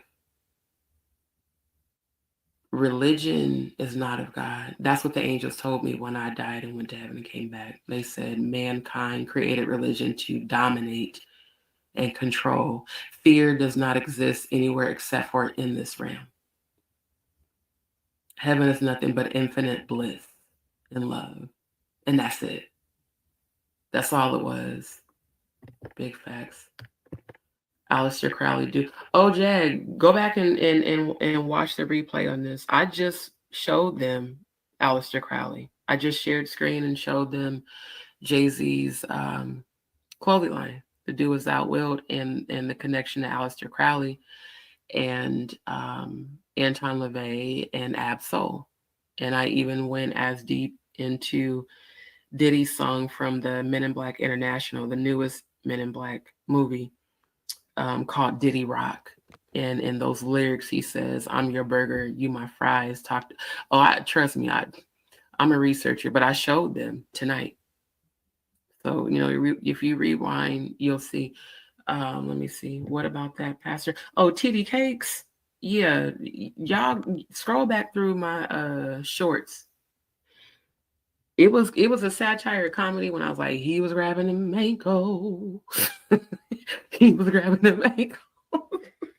Hey yo, TD Cakes was very active with Diddy. Very active. In fact, they were going to start a church. So yeah. Yes, man, look, I've been trying to tell y'all about these preachers. I've been trying to tell y'all. You ever checked out the geometry effect about Diddy? Yes, actually I have. Thank you so much, Joy Love. Yeah, the first time we met, I said, yeah, God sent you to me. TD Cakes is most definitely a present. I'm so glad Jaguar showed up in this live, for real. Everything she has commented confirm shit I've been saying for years. That's also why a lot of my so called friends unfollowed me on Facebook because I started exposing TD Cakes 10 years ago. I was like, y'all do realize he's a false prophet and a predator. He's been accused. Oh, and his son in law was not only accused but convicted of essaying minors, and he installed his daughter and his son in law as the assistant pastor at his church, knowing that he was convicted. Predator. And see, Jaguar, I talked about my former stepdad. Um, my former stepdad is now a registered sex offender, and we didn't even know it until after I had left home. He had sex with a 15-year-old girl who turned him in for statutory, and he went on the run because he was, a pastor. We had a church, and I left home 6 days after I graduated high school. He never tried nothing with me because look, motherfuckers know I'm a tell. Like, don't even, I'm a Scorpio, I'm a tell on your ass. He never tried nothing with me. As far as I know, he never tried nothing with my other sister that we live with, but we found out he was smashing a lot of teenagers. So not only did my mother and I catch him on several occasions fucking women in our church, like in the church office, he was so diabolical. He fucked a bitch on the baptismal pool, y'all. Yeah. Can you imagine your parent, your pastor, doing everything that they teaching you was wrong and watching your mom go through that shit? That's why when it's come to marriage in my past, I've ran. And I've ran when I had good men because I wasn't healed. My former stepfather fucked damn near every woman at our little bitty church and teenagers. The 15-year-old that turned him in, he had sex with her on his mother's bed. And when she found out, she had a heart attack and died. And he was locked up and he could not go to her funeral. I found out a couple of years ago that he raped his own biological brother. By the way, the brother that I'm speaking about is my Uncle Melvin that just passed away. Even though him and my mom divorced some years back, my Uncle Melvin has been in my life since they got married when I was 10, and he's always been my uncle. And he has always been a beautiful soul. I didn't find out that this happened to him until I broke up with my last girlfriend, and that was in um, 2016. Then we got back together in 2017, right before my dad died. But during the time that we were broken up and I was in Lincoln, is when I spent more time with my Uncle Melvin and my stepsisters. And they all told me, did you know that our dad raped his own brother when they were little? And it broke my heart. And I asked him, and he said, yeah, that is true. For years. And I didn't feel like I could tell anybody. My same uncle that I just was crying over a few days ago is the uncle that my former stepdad raped. And he never was inappropriate with us. He was so loving. He was so loving. I feel like all he wanted was for someone to love him the right way. And for him to have endured all of that and still, go on to be a beautiful soul, and then for him to now have taken his rest, it hurts because I know what he went through as a child. And I don't think he ever fully healed from that. He had a lot of heart issues, and heart issues, your heart chakra does suffer a lot of shock when stuff like that happens to you, especially when it's ancestral. And he had diabetes. One of his legs had to get amputated. He was always in the hospital. And every time I would see him post on Facebook, he always was talking about God. Another day, God has blessed me. They just took my leg, but I'm so thankful to be here. Like, he was one of the strongest people I've ever known. And I honor you, Uncle Melvin. I love you and I miss you very much. So I grew up with a predator and didn't even know it. My mom married him when I was 10. I left home 6 days after I graduated high school. Not because of him, because of just the whole environment. But yeah, he went on the run and the police were questioning all of us. Like when I would drive and go visit my mom and stuff, they'd tell us, they'd follow us. Where is he at? We didn't know. Hell, we didn't know where he was. Guess where he was? With his side bitch, who was a sheriff, who gave him her husband's identity to help hide him. And guess what? They now have a church in Cleveland, Ohio. Yep. And he's a registered sex offender for the rest of his life. Again, I take this very personal because of my own personal experience. Yeah, it is very crazy. Jaguar says, thank God you were delivered. Man, look, every day I thank God from the mind control of religion. And like I said, I'm the black sheep. My family, I ain't gonna say family, my relatives, because family is people that love you unconditionally. My relatives hate me for speaking my truth. That's why I resonate with Jaguar so much. And I love how she said that those dirty pastors use God's word to become God over their victims. They absolutely do. They absolutely do. No one could understand why I didn't go to the police when I was raped by my ex fiance. It's because, unfortunately, not realizing that us obeying the pastor was us putting the pastor in God's place. And they absolutely use the word to say, I'm your overseer, I'm the watchman for your soul. You know, you need to follow me as I follow God, and whatever I tell you to do, submit to your ruler. Then they bring out a bunch of scriptures. It's MK Ultra. It's brainwashing, it's mind control, it's mental conditioning. And above all, it's idolatry. And the Most High God said, thou shalt have no other gods above me. Imagine how many people have put TD Cakes in God's place. He had all those people reaching their hands out, giving him their energy, praying for him, when he's a whole entire false fucking prophet and a predator. Allegedly, I have to say allegedly. Now, as far as a false prophet, I've proven he's a false prophet. But as far as him being a predator, I have to say allegedly for the sake of YouTube. But he's been accused by multiple people as well. Jaguar, you made me feel normal watching your interviews. I was like, dang, if they coming against her, okay. Again, the chosen, those truly walking in Christ's energy, and again, that's nothing to do with religion. Christ was crucified by his own people, very people he healed, very people he helped to deliver.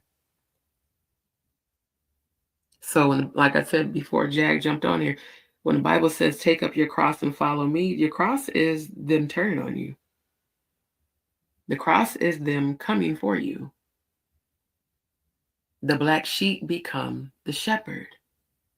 Every one of us in this live is a black sheep, and we are all chosen. Those dirty pastors use God's word to become God over their victims. Absolutely. Absolutely. Absolutely. Good morning. And again, thank you to everybody that's tuning in. Thank you to my new subscribers. See, how can y'all talk shit about a woman who has, like, she's repeatedly posted in the chat nothing but speaking life and encouragement and sharing wisdom? You are perfect as God made you. I just don't understand the people that keep coming for her. I really don't. Subscribers. We're at 5,100 already. And I thank every last one of y'all. You are perfect. Thank you, love. As are you. Like I said, I saw when they came for you, Jag. I talked about it on my last live. Demons exploit our vulnerabilities. They came for you when you were grieving about your son. And I cried when I saw what they did to you. The video where you put the ashes on them. Baby, I'm a whole spiritual. I fully understood what you were doing. And they deserved it. But I saw how they came for you in your moment of your deepest pain and grief and vulnerability. That's what workers of iniquities do. Again, Ephesians 6:10-13. For we wrestle not against flesh and blood, but against principalities, against powers, rulers of darkness, spiritual wickedness in high places. They come for the chosen. And when you're hurting and you are your most vulnerable, that's when they come for you. Like for real, for real. So I thank God for where this journey has led me, even this very moment. Lord, thank you for answering my prayers. I prayed for Jag to come into one of my lives, not for no clout, because Jag, I feel you spiritually. I feel your energy. Black Sheep, that's right, Joy, straight up. Bernard Lynch, ever miss? Child, they all did. Did an interview on Cap Capone, and he said Jamie was poisoned. See, I said that too, and Diddy, and reported. Thank you, thank you. And Jag, I was showing them the side effects of GHB and ketamine, and went into Jonathan Hay talking about Diddy saying during the pandemic, you got to get them music that resonates with ketamine, and I showed them what ketamine does. I've been researching all this stuff for so many years, and now everything makes sense. Literally everything makes sense now. They called me a conspiracy theorist when I was pointing out about the satanic ritual abuse and the Luciferian energy and all of that. Oh, you're crazy. Oh, you're no, baby. My third eye is open, and you are blind. Religion is set in place to like control your minds. Like, this is what I say. Religion is following someone else's idea of who God is. Spirituality is having your own firsthand knowledge. Direct relationship. I am directly connected to source. And when I died and went to heaven and came back, they told me, speak the truth no matter who doesn't like it. Speak the truth. Let them say themselves, but speak the truth no matter who doesn't like it, because somebody's gonna be healed, someone's gonna be delivered. It really is a sacrament of the devil. It really is. Yes, Jonathan Hay, I loved y'all's interview. Really, really do. Because I could feel how remorseful he was about his involvement, not knowing, what he was promoting in the home invasion. And Jack, during that interview, I saw your son. I saw the light of God and the holy angels around you on the set. Your son was standing directly behind you to the left. And he was so proud of you. Oh, wait, he's channeling me now. He said, tell my mama Jack, this is a direct message I'm getting from your son.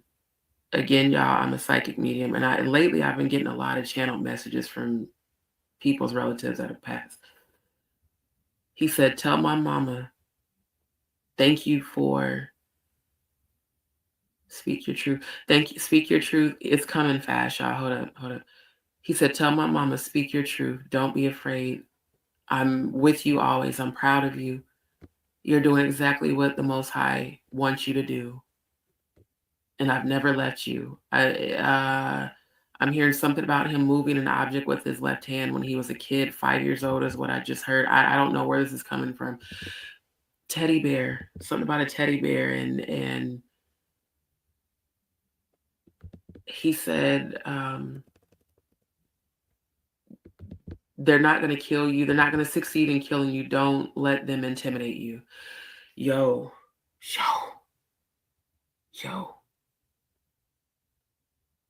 I love you, mama. He said, I love you, mama, 3 times. He said, we are protecting you, me and the ancestors, so when they come for you, they will fall. He said, oh, I don't know if I could say that on YouTube. He said they're going to be unalived before they get to you. They're going to be unalived, and you're going to live a long time with your husband until you've completed fulfilling God's purpose, and then we'll be together again. That's so sweet. Oh, that just brought tears to my eyes. That is so sweet. Yeah, you're oh my God. I feel your son's energy. It's an overwhelming feeling of love and light. And I see so many angel wings around your son right now. It's so bright. It's oh my gosh, I wish I could show y'all what I'm being shown. The light around him is so bright it looks like massive gigantic wings. And he said he's with you every day.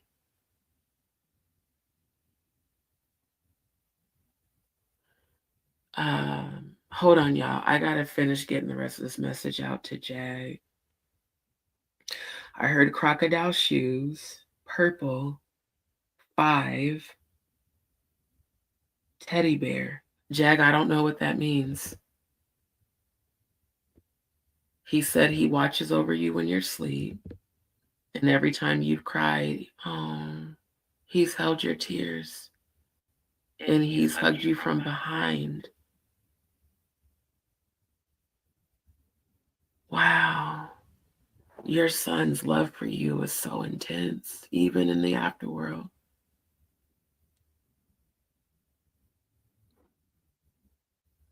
Wow. Wow. Giovanni, is that your son's name? That's your son. Did you call him Vonnie, Jaguar? I'm hearing Vonnie. Was that his nickname?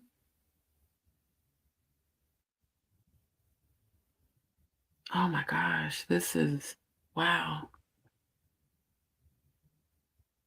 Wow. Wow. Wow. He said, I was with you when they came for you, mommy. When those men came for you and they had you locked up, I was with you. Oh, he's here right now. Oh my gosh, he's in my room. I salute you, King. Oh my gosh, he's in my room. He's in my room. He keeps saying purple. I don't know what purple means. Wow. He said, I love you, love Vonnie. You're welcome, King. He said, thank you for delivering the message. Wow, his love is so, I can feel it. I can feel his love for you. And he said, my mommy is the strongest woman in the world. She really is. She really is. Her strength is impeccable. Thank you, Miss D. You're welcome, King. Your son has such a spirit. He has such a beautiful spirit. When he was young. Okay. Okay. And I feel a massive energy of peace right now. He said, peace be still. We got you, mommy. And he said they won't get away with it. Every time they plan to come for you, we block it, meaning him and y'all's ancestors and the angels. He said every time they have discussed coming for you, we have been blocking it. And he said to tell you to look up. Wow. So she was saying when he was young, she called him Bonnie. Apparently that was his nickname. Again, I'm a psychic medium.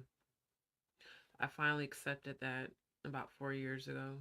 I get channeled messages all the time from people that are living, but most definitely from those who have passed over. And over the last 2 years, especially this past year, the messages have gotten very strong. And every time I deliver a message to someone from a passed on relative, they always ask me, how do you know that? I can't tell you how I know. I just know what they tell me. You did a very good job raising him. Hmm.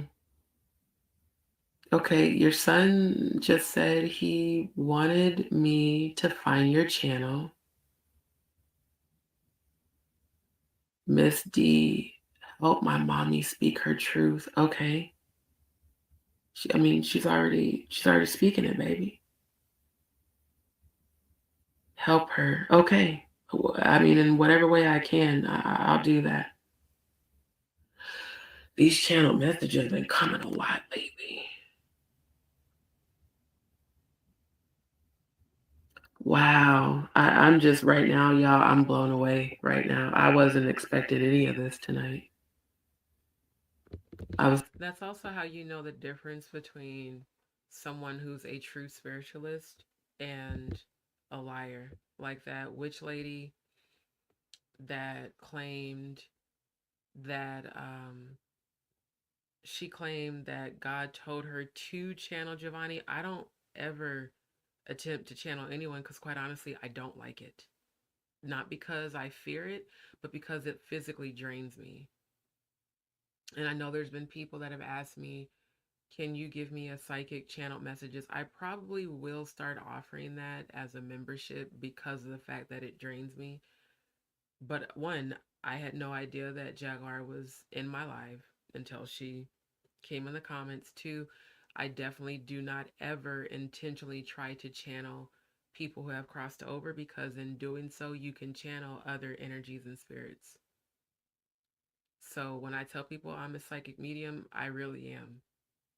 I was born with this gift, but I don't search or seek for dead people's spirits or any of that. They just come to me and give me, just like my aunt Leela that passed away, my best friend's aunt. She gave me a specific message for Elissa's younger sister, who was very, very close to her. And everything that Aunt Leela told me to tell her are things I couldn't have known that her and sis discussed together. Same thing with my second mom, which was her sister. I didn't know what they discussed, but the messages Aunt Leela gave me to give her brought her and her daughter comfort. So that's how you know the real from the fake. We don't. I won't say we because I don't know about anybody else. I don't go out of my way to channel anyone's energy.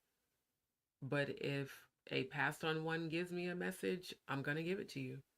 If my angels and ancestors give me a prophecy to give to someone, I'm gonna give it to you. And like I said, although I'm grateful for my gift, it does physically drain me a lot. was not expecting any of this tonight, but I thank God for it. I really do. Um, my opinion is Epstein is alive and nah, Epstein's in the underworld, y'all. He's gone. Now, when you say he's waiting for Diddy, he's waiting for Diddy in hell. That's the truth. I bet one day they'll cut security camera in Diddy's cell and say he hung himself. This happens when there's alignment. Man, I'm trying to tell you, Joy. Because, yeah, I've been getting a lot of channel messages for people just random out the way. So I'm gonna end it there because I need to go to the bathroom. And it's 4:30. Y'all can finish watching that live. Um, it's on my YouTube channel, and just look for the live titled "The Jaguar Wright and Orlando Brown Interview." It's the one that starts off with them singing together on Real Life Productions, Blue Couch. Man, why is the green screen fucking chopping off my afro? Looks like my afro is like half cut off. But, anyways, thank you guys for tuning in tonight. Thank you to all of my viewers. Thank you to everybody that was in the chat outside of the trolls that got banned and blocked. Thank you all for your commentary. Thank you for supporting me. Like, for real, thank you for just your energy and understanding what I am saying. And thank you all for listening. And above all, thank you to the Queen Jaguar Wright for her love and her support, her encouragement, speaking life into me, and showing love and support to my channel and to my DzPeepz. For those who have not, don't forget to like, share, and subscribe. Enable your notifications so that you get notified every time I go live or upload. And for those who would like to support my channel, you can definitely send a blessing to my Cash App, which is scrolling across the bottom of the screen. And if not, just send a prayer. And above all, you guys pray for victims tonight, or this morning rather. Pray for these women of God, Jaguar Wright, Natanya Rubin, all these people that are speaking out. It's not easy for them to do. And above all, pray that the victims who have not been found are found. Pray for the victims who still feel like they don't have a voice to find their voice and to speak their truth. And above all, for them to be healed. So I do want to thank you all so much. Again, come back tonight.